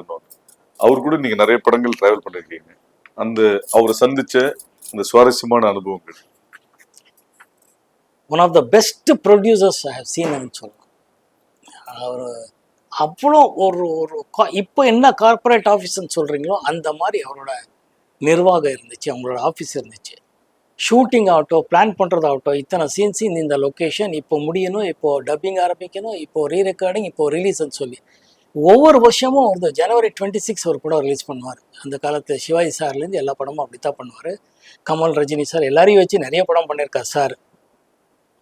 அந்த வரிசையில் பிளான் பண்ணும்போது அவரோட அந்த ஒர்க்கிங் ஸ்டைல் என்ன, இந்த டைம் இது முடிக்கணும், அதுக்கு என்ன பண்ணும் அதுதான் கேட்பார். தவிர கொடுத்துட்டு ஏன் முடியலன்ற ஏன் முடியல, ஏன் ஷூட்டிங் போஸ்ட்போன் பண்ணிட்டுருக்கீங்க ஏன்றதுக்கு வாய்ப்பே இல்லை.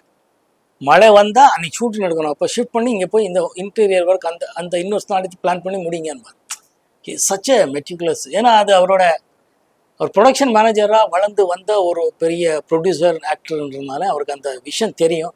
ஒவ்வொரு பைசாவும் ஒவ்வொரு மினிட்டும் சினிமாவில் எவ்வளோ யூஸ்ஃபுல்லுங்கிறது அவருக்கு தெரியுங்கிறதுனால அவர்கிட்ட நான் அது கற்றுக்கிட்டேன். ரொம்ப பிரமாதமான producer, one of the excellent producer K Balaji sir.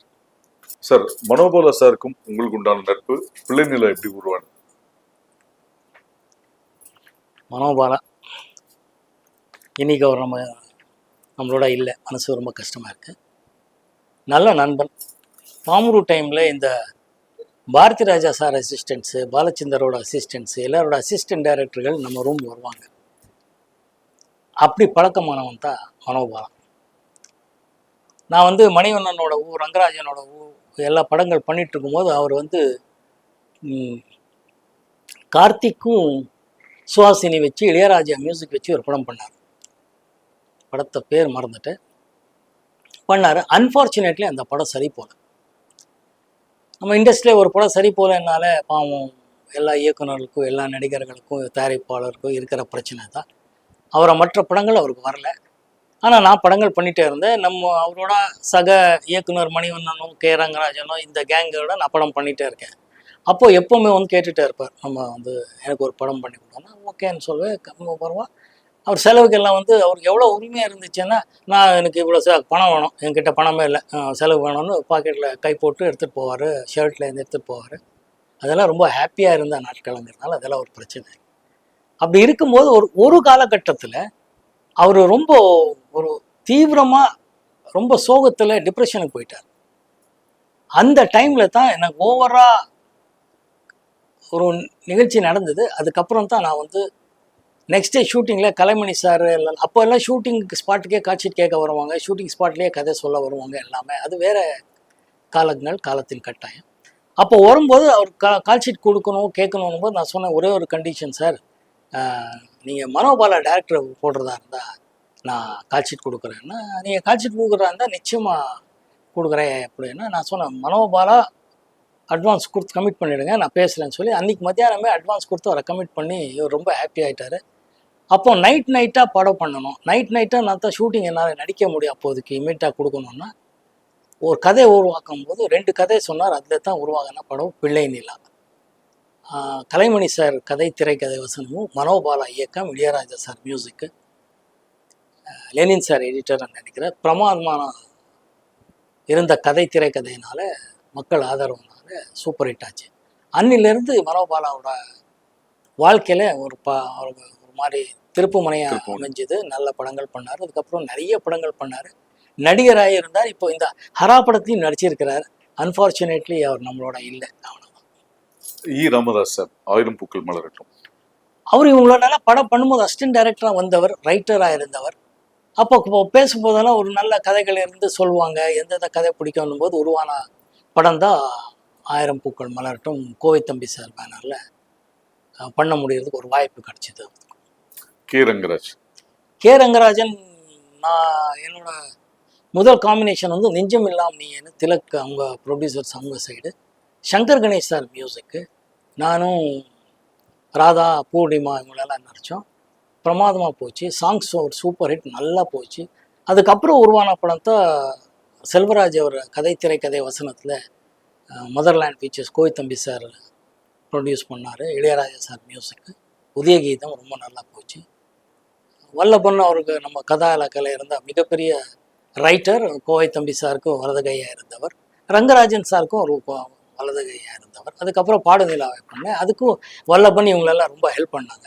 Udaya Geetham வந்து ஆர் செல்வராஜ் எழுதின கதை, திரைக்கதை வசனம். ரொம்ப ஒரு பிரமாதமான கதை, திரைக்கதை அமைஞ்சு படமாக உருவானது. அதுக்கு வந்து பாடுநிலாவே அகைன் இளையராஜா சார் காம்பினேஷனில் படம் பண்ணேன். அதுக்கு ஒரு வாய்ப்பு கிடைச்சது. உங்களோட முதல் 500வது நாள் படம் ஆர் சுந்தரராஜனுக்கு முதல் படம். அந்த காம்பினேஷன் பல சக்சஸ் கொடுத்துருக்கு. சுந்தரராஜன் சார் பத்தி. ஆர் சுந்தரராஜன் சார் வந்து ஒரு சூப்பர் ஃபீல் பண்ணக்கூடிய ஒரு ரைட்டர், டைரக்டர். அவர் வந்து இப்போ என்ன யோசிக்கிறாருங்கிறத விட ஒரு மென்மையாக எவ்வளோ விஷயத்த எவ்வளோ சுருக்கமாக சொல்லக்கூடிய திறமைசாலி. அவர் எவ்வளோ சுருக்கமானா ஒரு சீன்லேயே 2 சீன்லேயே கதையோட கருவை அப்படியே கரெக்டாக சொல்லக்கூடிய, இல்லை கனெக்ட் பண்ணக்கூடிய ஒரு திறமைசாலி. அண்ட் எக்ஸ்ட்ரானரி மியூசிக் சென்ஸ் இருக்குது அவர்கிட்ட. இளையராஜா சார் அவர் காம்பினேஷனில் அவ்வளோ சூப்பர் ஹிட் பாடல்கள் கொடுத்துருக்காரு. தேவா சாரோடவும் காம்பினேஷனில் சூப்பர் ஹிட் பாடல்கள் கொடுத்துருக்காரு. பயணங்கள் முடியுது இல்லை, முதல்ல வந்து என்கிட்ட கதை சொல்லி பண்ணும்போது இளையராஜா சார் மியூசிக் முன்னாடியே அவர் வந்து என்கிட்ட கதை சொன்னார். நம்ம ரொம்ப கிளிஞ்சல்கள் படம் அப்போ நான் நடிச்சிட்டு இருந்தேன். அதுக்கப்புறம் அவர் நான் நடிக்கிறதா இருக்கு. அப்புறமா வந்து அவர் இளையராஜா சார் மியூசிக் எல்லாம் பண்ணதுக்கப்புறம் பார்த்தா எனக்கு முதல்ல வேற நடிக்கிறார், வேற ஆள் நடிக்கிறாரு, வேற ஒரு நடிகர் நடிக்கிறாரு, வேற புது பையன் நடிக்கிறாரு, நிறைய ஆப்ஷன்ஸ் வந்துட்டுருக்குன்னு எனக்கு தகவல் கொடுப்பாங்க. நான் ஆண்டவனோட செயலுங்கிறதுல இருப்பேன். அப்புறம் பார்த்தா என்னையே நடிக்க கூப்பிட்டாங்க. அது எனக்கு வந்த பெரிய வாய்ப்பு, எக்ஸ்ட்ரானரி. அதுக்கப்புறம் தான் நான் கேள்விப்பட்டது, எனக்கு தெரியாது. சுதாகர் நடித்து கேலி சித்திரங்கள்ங்கிற படம் வந்து கதை, திரைக்கதை வசனம் ஆர் சுந்தரராஜன் அவர்கள். இதே கதை பாலுங்கிறவர் இயக்க வேண்டிய ஒரு படம். அன்ஃபார்ச்சுனேட்லி படம் நின்று போய் ஏதோ பிரச்சனையால் நின்று போச்சுன்னாங்க. அதுக்கப்புறம் இவரே எழுதி கொஞ்சம் கரெக்ட் பண்ணி இந்த படத்தை நானே டைரக்ட் பண்ணுறேன்னு சொல்லும்போது கோவை தம்பி, அரங்கநாயகம் சார் இவங்களெல்லாம் சேர்ந்து படம் ப்ரொடியூஸ் பண்ணாங்கன்னுட்டு எக்ஸ்ட்ரானரி ஃபிலிம். அது இன்றைக்கி பார்த்தாலும் அவ்வளோ ஃப்ரெஷ்ஷாக இருக்கும். ஒரு மிடில் கிளாஸ் பசங்களோட கதைகள், அங்கே அவங்களுக்குள்ளே நடக்கிற ஒரு லவ் மேட்டர் ஆகட்டும், அதுக்கப்புறம் அந்த எமோஷன் எப்படி கொண்டு போகிறதுங்கிறதெல்லாம் சூப்பராக பண்ணியிருக்காரு. அவர் எல்லா கதையும் எல்லா படங்களும் அப்படி தான் ஒரு மென்மையாக எப்படி கரெக்டாக சொல்லி ஆடியன்ஸை ரீச் பண்ண வைக்கிறோங்கிறது கோல் அடித்த டைரக்டர் ஆர் சுந்தரராஜன் அவர்கள். சார் 82 ஜனவரி 26ல வாழ்வே மாயம், பிப்ரவரி 26 82ல பயணங்கள் முடிவதில்லை. 2 படத்துலையுமே ஹீரோவுக்கு கேன்சர், 2 படத்துலயும் எல்லா பாட்டுமே ஹிட். இது எப்படி நீங்க பாத்தீங்க? 2 ஹீரோங்களுக்கு படத்தில் கேன்சர், பட் 2 ப்ரொடியூசர்ஸும் ஹாப்பி, மக்களும் ஹாப்பி. இல்லை நம்ம வரும்போதே மிகப்பெரிய பேனராக இருந்தால் கே பாலாஜி சார், லெஜெண்டரி உலகநாயகன் கமல் சாரும் ஸ்ரீதேவி ஸ்ரீபிரியா இவங்க காம்பினேஷனில் வாழ்வே மாயம். அஃப்கோர்ஸ் கங்கைபுரம் சார் மியூசிக்னு நினைக்கிறதுக்கு. ஆனால் எல்லா பாடல்களும் ஹிட்டு. அது அவர் வழக்கமாக ரிலீஸ் பண்ணக்கூடிய டேட்லேயே அவர் தான் ரிலீஸ் பண்ணணும், கே பாலாஜி சார். அந்த மாதிரி ஜனவரி 26 பண்ணார். எங்களுக்கு ஒரு 4 வீக்ஸ்க்கு அப்புறம் ரிலீஸ் பண்ணக்கூடிய ஒரு வாய்ப்பு வந்தது. ரிலீஸ் பண்ணோம். அந்த படமும் ஹிட்டு, இந்த படமும் சூப்பர் ஹிட்டு. அது மக்கள் ஆதரவு தான். அதுலேயும் பாடல்கள் ஹிட்டு, இதுலேயும் பாடல்கள் ஹிட்டு. இதுலேயும் சீன்ஸ் எல்லாரும் ரசித்தாங்க, அதுலேயும் ரசித்தாங்க. ஹீரோவுக்கு ஒரு கேன்சருங்கிறது தவிர மீதி எல்லாமே வித்தியாசமாக வேறு வேறு சீன்ஸு. மக்கள் அதனால தான் ரசித்தாங்கன்னு நான் நினைக்கிறேன். எக்ஸ்ட்ராடனரி ஃபிலிம்ஸ் ரெண்டுமே பெரிய டெக்னிக்கல் லெவலில் ப்ரொடக்ஷன் குவாலிட்டியாக பெரிய லெவலில் வாழ்வே மாயம் இருந்துச்சு. இது எவ்வளோ தேவையோ அவ்வளோ கரெக்டாக ஆர் சுந்தரராஜன் அவர்கள் கரெக்டாக பண்ணி வச்சுருந்தார். கோவை தம்பி எவ்வளோ செலவோ அவ்வளோ கரெக்டாக பண்ணியிருந்தார். சார், அதாவது முதல் முறையாக எம்எஸ்வி சாரும் இளையராஜாவும் சேர்ந்து பண்ண படம், உங்கள் சக்ஸஸ் காம்பினேஷன் சுந்தரராஜன் நீங்கள், அது எப்படி அமைஞ்சது? அதுக்கு ஏவிஎம் சாருக்கு தான் நன்றி சொல்லணும். அவர் எம்எஸ்விக்காக ஒரு படம் பண்ணணும்னு சொல்லி, இளையராஜா சார் காம்பினேஷனில் படம் பண்ணலாம்னு சொல்லி ஆர் சுந்தரராஜன் காம்பினேஷனில் எனக்கு வந்த ஒரு ப்ராஜெக்ட். நல்ல திறந்த கதவு. இன்றைக்கி வரைக்கும் எல்லாரும் அந்த படத்தை பற்றியும் சாங்ஸ் பற்றியும் சீன்ஸ் பற்றியும் பேசுகிறாங்க. அதுக்கு முழு காரணம் ஆர் சுந்தரராஜன் அவர்கள் தான். அந்த அவரோட இயக்கத்தில் இருக்கிற ஒரு ஸ்பெஷாலிட்டி அதுதான். He just comes out of the certain ideas and அதை எப்படி கொண்டு போய் ஆடியன்ஸ் கிட்ட சேர்க்கணுங்கிறது அவருக்கு தெரிஞ்ச ஒரு வித்தை. அது அந்த ஒரு extraordinary success. MSV Ilaiyaraaja sir பண்ண முதல் படத்தில், காம்பினேஷனில் பண்ண முதல் படத்தில் நான் இருக்கேங்கிறது எனக்கு ரொம்ப பெருமை, கர்வமாக இருக்கு. மணிவண்ணன் சார் கூட பல சக்ஸஸ்ஃபுல், அவர் கூட இந்த டிராவல். மணிவண்ணன் மாதிரி ஒரு டேலண்டட் டைரக்டரை அறிமுகப்படுத்துறதுக்கு எனக்கு ஒரு வாய்ப்பு கிடைச்சதுக்கு நான் இறைவனுக்கு தான் நன்றி சொல்லணும். அவர் இதே தான் பாரதி ராஜா சார் படத்தில் இருந்து ஒர்க் பண்ணி அவர் இண்டிபெண்டன்ட் டைரக்டர் ஆகணும் போது இதே பாம் குரூப் மீட் பண்ணுற பழக்கங்கள்னு சொன்னேன். நான் நடிகராகவும் இவங்களெல்லாம் பட்டிங் டைரக்டர்ஸாக மீட் பண்ணுற ஒரு இடமா இருந்துச்சு. அப்போது அவருக்கு இருக்கின்ற ஒரு ஷார்ப்னஸ், ஒரு டயலாக் சொல்கிறதாகட்டும், ஒரு பசியில் ஒரு சீன் சொல்கிறதாகட்டும், சீனை மாற்றி சொல்கிறதாகட்டும், எல்லாமே மணிவண்ணன் கட்டிக்காரன். அதில் ரொம்ப பெருமைப்படுற அளவுக்கு இருக்கும். ஷாக்கிங்காக இருக்கும் அவர் சொல்கிற சீன்ஸ் ஆகட்டும், எப்படி கரெக்டாக பண்ணுறாரு, பேசுகிறாருங்க. ஸோ அவர் படத்தில் அவருக்கு கலைமணி சார் ஒரு படம் பண்ணலான்னும் போது, இந்த காம்பினேஷனில் பண்ணலான்னும் போது மிகப்பெரிய வெற்றி கிடைக்கிறதுக்கு காரணமாக இருந்துச்சு. அதான் கோபுரங்கள் சாய்வு. அதுக்கப்புறம் பல படங்கள் பண்ணியிருக்கேன். ரொம்ப ரொம்ப நல்ல விஷயம் அவர் கேட்டு. சார், கோகிலால கமலஹாசன், மூடு பணியில் பிரதாப், நான் பாடும் பாடல சிவகுமார் சார், 100வது நாள் விஜயகாந்த், சத்யராஜ் சார் கூட 24 மணி நேரம், இந்த மாதிரி படங்கள் மல்டி ஸ்டார்ஸ் கூட உங்க கூட டிராவல் பண்ணியிருக்காங்க. அந்த டிராவல் இப்படி இருந்தது? பிரமாதமாக இருக்கேன். அப்போ அந்த மாதிரி கமல் சார் நான் நடிக்க வரும்போது பெரிய லெஜெண்டரி ஆக்டர், பெரிய பெரிய star, very popular actor. Even in Karnataka அவ்வளோ ஃபேன் ஃபாலோயிங் அவருக்கு. அப்புறம் ரஜினி சார் நான் வரும்போதே முதல்ல சொன்ன மாதிரி சூப்பர் ஸ்டார். சிவகுமார் ஐயா நான் வரும்போதே பெரிய ஸ்டாராக இருந்தவர் தான். நம்ம நடிகர் விஜயகாந்த் அவர்களாகட்டும், நம்ம சத்யராஜ் அவர்களாகட்டும், நம்ம கூட வந்த நடிகர்கள் ரொம்ப பிரமாதமாக, நமக்குள்ளே எந்த பிரச்சனையும் எப்பவும் வந்ததே இல்லை. ஸோ சக நடிகர்களாகவும் ஒத்துழைப்பு எப்பவுமே இருந்துச்சு. யார் எந்த ரோல் பண்ணுறோங்கிறத விட ஒரு ஃபேமிலியாக தான் பழகி நடிச்சது உண்டு. அதுதான் சொல்கிறேன். சார், 60+ டைரக்டர்ஸ் கூட ஒர்க் பண்ணிருக்கீங்க. அதில் 23 டைரக்டர்ஸோட ஃபர்ஸ்ட் பட நாயகன் நீங்க. ஃபர்ஸ்ட் பட டைரக்டர்ஸ் தேர்ந்தெடுக்கிறது முக்கிய காரணம் என்ன? அவங்களுக்குள்ளே இருக்கிற பசியை தேடுவேன். அவங்களுக்குள்ளே இருக்கிற பசியை படமாக்குறது அவங்களுக்கு காட்டுற இன்ட்ரெஸ்ட்டில் படம் வெற்றி அடையுங்கிற நம்பிக்கை. நான் முதல்ல சொன்ன மாதிரி படம் தான் ஒருத்தரோட சக்ஸஸ் ஃபெயில்யூர், படம் தான் நிர்ணயிக்கும். ஸோ அந்த கூட்டணியில் நல்ல படம் கொடுத்து வெற்றி அடையணுங்கிற பசியுள்ள இயக்குனர்கள் தேடுவேன். பல தடவை சக்ஸஸ் ஆயிருக்கேன், ஒரு சில தடவை ஃபெயில்யூர் ஆயிருக்கேன். அது ஒன்று தான் காரணம். ஸோ சினிமாவில் பொதுவாக ஒரு அன்ரிட்டன் ரூல்ஸ் என்னன்னா, ஜெயித்ததுக்கு அப்புறம் வந்து ஒரு சக்சஸ்ஃபுல் காம்பினேஷனோட டிராவல் பண்ணுவாங்க. அப்படி இல்லாம நீங்க புதுசு புதுசா இன்வென்ட் பண்ணதுக்கும் பசி தான் முக்கிய காரணம். பசி தான். அவங்களுக்குள்ள இருக்கிற பசியை தேடுவேன். இந்த பசி இருக்கும்போது அது நல்ல சில டைம்ல ஆன் பேப்பர் ஆன் விஷுவலாக வருமாங்கிறது இருக்கும். அதில் ஒரு சில பேர் தேர்ந்தெடுத்து என் அறிவுக்கு முடிஞ்ச அளவுக்கு இந்த ஃபீலிங்கில் பார்ப்பேன். நிறைய தடவை சக்ஸஸ் ஆயிருக்கேன். சார், பாரதிராஜா சார் கூட ஒர்க் பண்ண முடியாத ஒரு வருத்தம், அவரோட ஸ்கிரிப்டில் தெலுங்குல ஒர்க் பண்ணதுனால ஒரு சாட்டிஸ்ஃபேக்ஷன் உங்களுக்கு கிடைச்சதா? பாப்பு சார் பற்றி கொஞ்சம் சொல்லுங்க. பாப்பு லெஜெண்டரி டைரக்டர் சார். அவரோட ஃபாண்ட் இன்னைக்கும் ஒரு தெலுங்குல ஒரு பெரிய டிஃப்ரெண்ட் ஸ்டைல் ஆஃப் ஃபாண்டிங் இருக்குது. Extraordinary cartoonist. அவரு முதல் நாள் ஷூட்டிங் போகும்போதே நான் சொன்னேன், சார் எனக்கு தெலுங்கு அவ்வளோ தெரியாது, கற்றுக்க ஆசைப்பட்றேன், ஏதாவது தவறாக பேசினா நீங்கள் தான் மன்னிக்கணும், அப்போ தான் நான் பேசி தான் கற்றுக்க முடியும்னு. ஓகே, நான் அன்னிலேருந்து அவர் என்னை ஒரு ஸ்டூடெண்ட்டாகவே ஏற்றுக்கிட்டார். அவர் ஒரு ஸ்கிரிப்டில் எழுதுனா டைலாக்ஸ் இங்கே இருந்தால் பக்கத்தில் அப்படியே எந்த லென்ஸு எப்படிங்கிறது கார்ட்டூனில் எழுதி வச்சுருவார். எக்ஸ்ட்ரானரி ஃப்ரேமிங் இருக்கும்.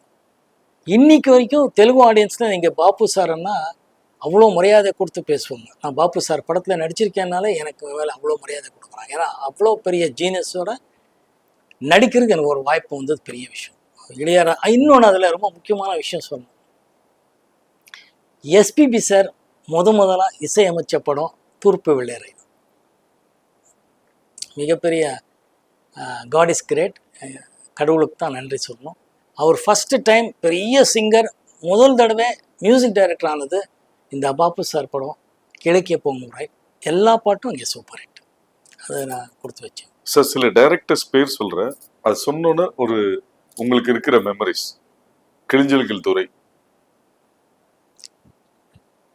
பசி படத்துக்கு அப்புறம் பசியோட வெற்றி கொடுக்கணுங்கிற ஒரு வெறித்தனமாக நடந்துக்கிட்டா ஒரு சூப்பர் ஹிட் கொடுத்தப்பா டைரக்டர்.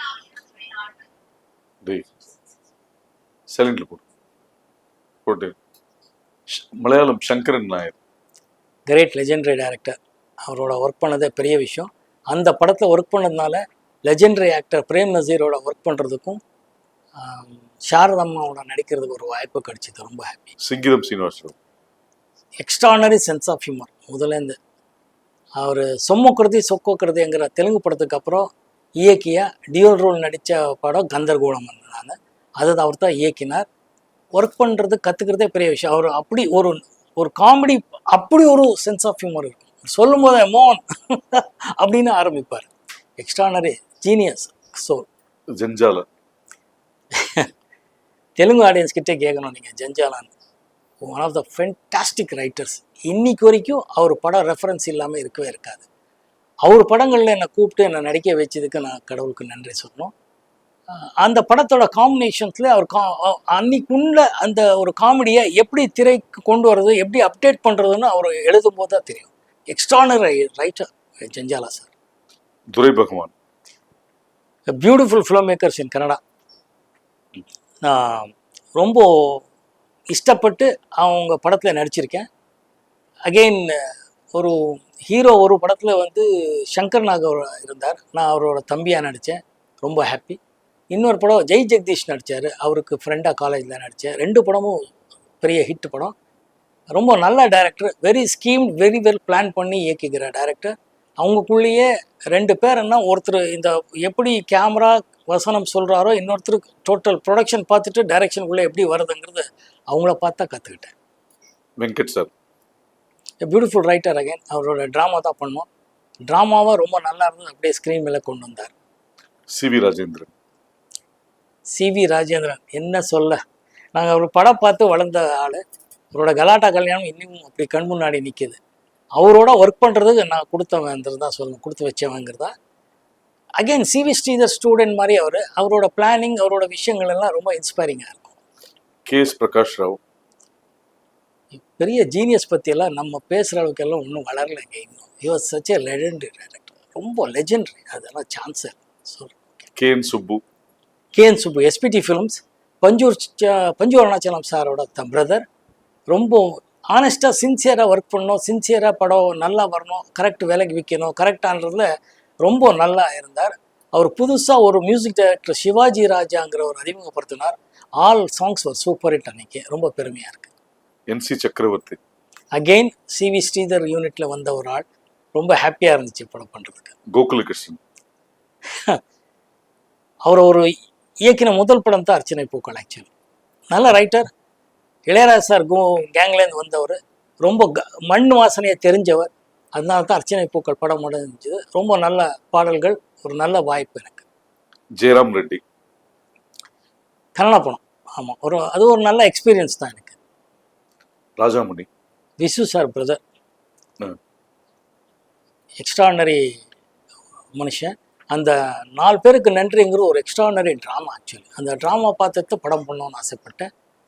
ரொம்ப நல்ல ட்ராமாவே, ரொம்ப நல்ல சினிமாவை எடுத்துகிட்டு இருந்தார். அன்ஃபார்ச்சுனேட்லி கொஞ்ச நேரத்துக்கு அப்புறம் அவர் காலமாயிட்டார். அதுக்கப்புறம் சோமுங்கிறவர் தான் அந்த படத்தை முடித்தார். ரொம்ப பியூட்டிஃபுல். விசு சார் ஃபேமிலிக்கே இருக்கிறவர். என்னன்னா அந்த சென்ஸ் ஆஃப் ஹியூமர் மட்டும் இல்லை, டைலாக் கவுண்டர் அடிக்கிற அந்த வார்த்தைகளை எடுத்து கொடுக்குறதுல he was so good. Very nice human being Rajamani sir. Magudi director NC Chakravarthy. அதான் சேம். இவங்களெல்லாம் ஸ்ரீதர் சார் ஃபேமிலி தான். எல்லாரும் அந்த சைட்லேருந்து தான் வரக்கூடிய ஒரு ஆட்கள் தான். எனக்கு ரொம்ப ஆசைப்பட்டு பண்ண படம். K Vijayan sir. என்னோட டார்லிங் அவர். அவ்வளோ பெரிய டைரக்டர். சிவாஜி சார்லேருந்து எல்லாரையும் வச்சு டைரக்ட் பண்ண நடிகர், டைரக்டர். நம்மளை வச்சு படம் பண்ணும்போது நம்ம காலத்துக்கு வந்து நம்மளோட பழகி நம்மளை எந்த விதமான ஒரு காம்ப்ளெக்ஸே வராத மாதிரி பார்த்துக்கிட்ட ஒரு இமை. ஆக்சுவலி ரஞ்சித் குமார். நல்ல again it's a good director. He wants to make a good films and பசியர். அமீர்ஜான் சார். அமீர்ஜான் அகைன் இது ஒரு பாலச்சந்தர் சார் அசிஸ்டண்ட்டு. பாலச்சந்தர் சாருக்கு படம் பண்ண முடியலன்னு சொல்லும்போது இவர் வந்து கண்மணி சபு மூலமாக வந்தார். கண்ணதாசன் சார் பையன். அவருக்காகத்தான் இந்த படம் பண்ணேன். Beautiful experience. Beautiful man. மோகன். டைரக்டர் மோகனுங்கிறவர் கிரேட். தேவராஜ் மோகன் காம்பினேஷனில் வந்த மோகன் சார் தான். இந்த படம் வந்து வெண்ணடாய் மூர்த்தி சார் வந்து அவர் கூட்டணியில் பண்ண படம் தான். அவருக்காகத்தான் படம் பண்ணேன். ரொம்ப நல்ல எக்ஸ்பீரியன்ஸ்.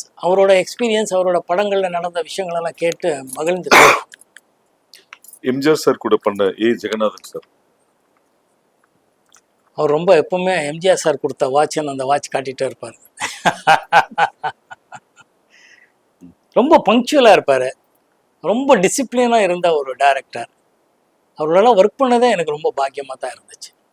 கார்த்திக் ரகுநாத். அவரோட முதல் படம் அகெயின் அண்ணின்னு சொல்லி பண்ணோம். அது ஒரு ஹிந்தி படம் remake. K Balaji sir production. Extraordinary. அவரும் ஒரு நல்ல ரைட்டர், டைரக்டர். நல்ல படமாக தான் எடுத்து கொடுத்தார். அது வரைக்கும் ரொம்ப சந்தோஷமான விஷயம். ஆர் கிருஷ்ணமூர்த்தி சார்.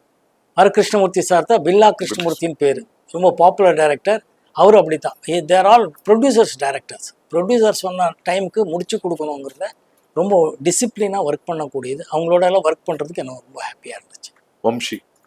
வம்சி தெலுங்கு படம். ரொம்ப இசைக்கு ஒரு கலர் கொடுத்த தெலுங்கு டைரக்டர். இளையராஜா சார் மியூசிக்கில் ஒரு நம்ம கார்த்திக் வச்சு ஒரு படம் பண்ணார். சூப்பர் படம் பண்ணியிருந்தார். அதுக்கப்புறம் தான் நான் அந்த படத்தை எனக்கு காமிச்சதுக்கப்புறம் தான் படம் பண்ணேன். ஆலாப்பனான்னு. Extraordinary songs. படமும் நல்லா எடுத்தார். நல்ல இயக்குனர். நல்ல விஷுவல் சென்ஸ் உள்ள ஒரு ஆள். எம்ஆர் பூபதி. பாலு மகேந்திரா சாரோட அசிஸ்டண்ட். அவர் நம்ம படத்துல எல்லாம் ஒர்க் பண்ணி கொடுத்தேன். ரொம்ப நல்ல இயக்குனர். சக்தி கண்ணன் அகைன் மகேந்திர சாரோட ஒர்க் பண்ணவங்க. சக்தியு கண்ணன் அவங்களுக்காகத்தான் ஒர்க் பண்ணது. ரொம்ப நல்ல. அது in fact lyric writer, dialogue writer. Actually Kannan அந்த படத்தில் ரொம்ப எக்ஸ்ட்ரானரி சாங்ஸ் எழுதியிருப்பார். நரசிம்மன் அப்படி ஒரு டியூன் பண்ணியிருப்பார். யாருக்கு அப்புறம் அவர் அந்த படம் பண்ணார். அவங்களுக்காகத்தான் பண்ணி கொடுத்தேன். ஏன்னா மகேந்திரன் சாரோட நான் ஒர்க் பண்ணும்போது வந்த இயக்குனர்கள் என்னோட நல்ல பழகின நண்பர்கள்ங்கிறதுக்காக அந்த ஒரு படம் பண்ணேன். Cameraman Dinesh Babu. Extraordinary cameraman Dinesh Babu. Shots பிரித்து கொடுக்குறதுலேருந்து எல்லாமே ரொம்ப நிபுணருங்கிறதுக்காக தான் அவர்கிட்ட ஒரு நல்ல டைரக்ஷன் பண்ணுற திறமை இருக்குங்கிறதுக்காக தான் அவரை வந்து டைரக்டர் ஆகிறதுக்கு எனக்கு ஒரு வாய்ப்பு கிடைச்சிது. ரொம்ப நல்ல டைரக்டர். ஹனிஃபா சார் இதுவும் அப்படியே ஒரு மலையாளம் படம்.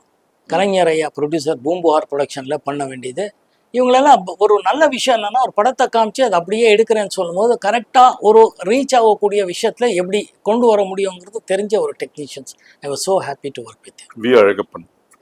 வழக்கம் நம்ம சுரேஷ் நதி ஆக்ட் பண்ண ஒரு சூப்பர் ஹிட் படம் பூக்களை பறிக்காதீர்கள். ஆமாம், அந்த படம் தான். ரொம்ப பெரிய டைரக்டர், ரொம்ப ஒரு தீவிரமாக கம்பீரமாக ஒரு மிலிட்ரி மேன் மாதிரி இருப்பார், அப்படியே பண்ணுவார். ஆனால் ரொம்ப நல்ல மனசு, தோற்றம் தான் அப்படி இருப்பார். ஸ்டார்ட் கேமரா சொல்கிறது அது இதெல்லாம். ஆனால் ரொம்ப இயல்பான ஒரு மனிதன், ரொம்ப பழகின நல்ல விஷயங்கள், நல்ல படங்கள். டிஎஸ் பாலகன். மாப்பிள்ளை சார் டைரக்டர். மதுசூதன ராவ். மாப்பிள்ளை டைரக்டர் சொல்லும்போது ஒரு விஷயத்த இங்கே சொல்ல, தேவர் ஃபிலிம்ஸ் மாப்பிள்ளை ப்ரொடக்ஷனில் தான் இது பண்ணோம் விசு சார் படம். அவர் வந்து டைரக்ஷன் பண்ணும்போது பேசுகிற விஷயங்கள் பண்ணதெல்லாம் அவர் குழந்தைக்கு சொல்லிக் கொடுக்குற மாதிரியே சொல்லிக் கொடுப்பார். அது ஒரு நல்ல விஷயமா இருந்துச்சு. மாப்பிள்ளை சார் விசு சாரோட பண்ண பெரிய பியூட்டிஃபுல் அனுபவம் எனக்கு. மதுசூதன ராவ். அகெயின் இவர் லெஜெண்டரி டைரக்டர். தெலுங்குல மதுசூதன் ராவ் அவ்வளோ பெரிய டைரக்டர். அது வந்து ஒரு ஹிந்தி படத்தோட ரீமேக் பண்ணோம். நல்ல அனுபவம் தான். GM Kumar sir. ஒரு மிக சிறந்த ஒரு கதாசிரியராக வந்தவர், நல்ல எழுத்தாளர். அவர் டைரக்ஷன் பண்ணும்போது ஃபஸ்ட்டு சொன்னார், இப்போ தான் என்ன தேவையை நான் எடுக்கிற ஆரம்பிச்சிருக்கேன் மோகன் சார். அது ரொம்ப நல்ல விஷயமா இருக்குது. வேலு பிரபாகரன் தான் கேமரா. எக்ஸ்ட்ரானரி டெக்னீஷியன் கூட்டணி அது. சார், ஸ்டில்ஸ் ரவி வந்து உங்கள் லைஃப்பில், உங்கள் கேரியரில் முக்கியமான ஆட்கள். அவர் எடுத்த சில ஃபோட்டோஸ் காமிக்கிறேன், அதோட மெமரிஸ். என்னோட குட் ஃப்ரெண்ட் ஆல்சோ. சொல்லுங்க. அவர் சொன்னது உங்களோட ஃபர்ஸ்ட் க்ளோஸ் அப் அவர் எடுத்தேன்னு சொன்னாரு. ஆமாம், அடடா, கப்பர் பார்க்கில் எடுத்தார். நானும் சுவாசினி நெஞ்சத்தை கிள்ளாத ஷார்ட்ஸு. அந்த டே ஷார்ட்ஸ் எல்லாம் முடிச்சு அந்த லைட் வரும்போது எடுத்த ஷார்ட்ஸ் இது. அந்த அர்லி மார்னிங் ஷார்ட்ஸ் முடிக்கும் பிறகு எல்லாம் ஓடிட்டே இருந்தோம்னு சொன்னல, யூனிட்டாக ஓடி அந்த பிட்ஸ் எல்லாம் முடியும் போது இந்த ஷார்ட் எடுத்தார். ரொம்ப beautiful short. Thank you Ravi. Legendary director Sridhar sir. தென்றல் வந்து என்னை தொடும் பாட்டோட சீன்ஸ் ரொம்ப பிடிக்கும்.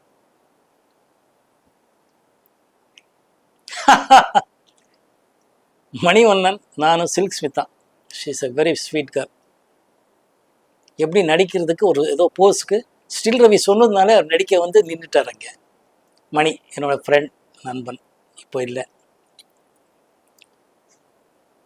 Is one of the beautiful stills. அப்போலேருந்து இப்போ வரைக்கும் பேசிட்டு ஸ்டில். நானும் சுமலதா அவர்கள், நானும் இவங்க ஒரு படம் நடிக்கிற வேண்டியது இருந்துச்சு. அன்ஃபார்ச்சுனேட்லி அந்த படம் மெட்ரலைஸ் ஆகலை. It was a beautiful still. அந்த சீசன்லேருந்து இந்த சீசன் வரைக்கும் பாருங்கள், அவ்வளோ ஒரு ஃப்ரெஷ்ஷாக இருக்கிற ஸ்டில். மெரினா பீச்சில் எடுத்த shots. One of the finest still photographer. Manobala இயக்கிய நான் உங்கள் ரசின் நெகட்டிவ் ரோல் பண்ணேன்.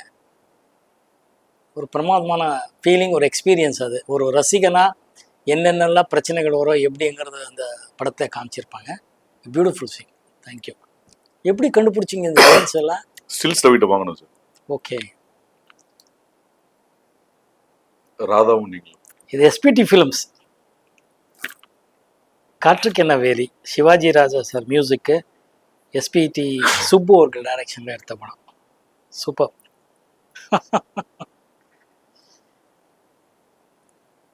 நல்ல மெமரிஸ். தேங்க்யூ. லாஸ்ட். ஓ, அன்னைக்கு இது ஒரு பெரிய லெவலில் பேசப்பட்ட ஒரு ஸ்டில். நெஞ்சத்தை கிள்ளாத ஒரு ஃபோட்டோ ஷூட் பண்ணோம். அப்போ பிரதாப்பும் நானும் ஹாசினியும். It's a beautiful triangle love story. நம்ம ஸ்டில்ஸ் ரவி அவரோட அந்த லைட்டிங் ஸ்கில் ஆகட்டும், ஃபோட்டோகிராஃபி, அவரோட ஐ இருக்க எக்ஸ்ட்ரானரிங்கிற இந்த ஸ்டில்லையும் தெரியும் பாருங்கள். அவ்வளோ ஃப்ரெஷ்ஷாக இருக்குது, இன்றைக்கி வரைக்கும் நல்லா இருக்குது. It bring back so much beautiful memories. Thank you. நான் நடித்த ஹரா திரைப்படம் ஜூன் 7ஆம் தேதி திரைக்கு வருது. இப்போ அவங்க ஆதரவோட பாடல்கள் வெற்றி அடைஞ்சிருக்கு. எல்லோரும் ரசித்து வாழ்த்துட்ருக்கீங்க. ரொம்ப சந்தோஷமான விஷயம். இந்த படத்தில் அப்பா பொண்ணுங்கிற விஷயம், அந்த எமோஷ்னல் கனெக்டு எல்லாரோட வாழ்க்கையிலையும் நீங்கள் பார்த்து ரசித்து கடந்து வந்த விஷயங்களை மறுபடியும் நினைவுபடுத்துகிற மாதிரி தான் இந்த படம் இருக்கும். அவசியமாக நீங்கள் எல்லோரும் தியேட்டரில் பார்க்கணுன்னு நான் வேண்டிக்கிறேன். மீடியா நண்பர்களுக்கும் எப்பவும் போல உங்கள் ஆதரவு எங்களுக்கு வேணும். ஆதரவு கொடுத்துட்ருக்கீங்க, உதவி பண்ணிகிட்ருக்கீங்க. Thank you so much. தேங்க்யூ.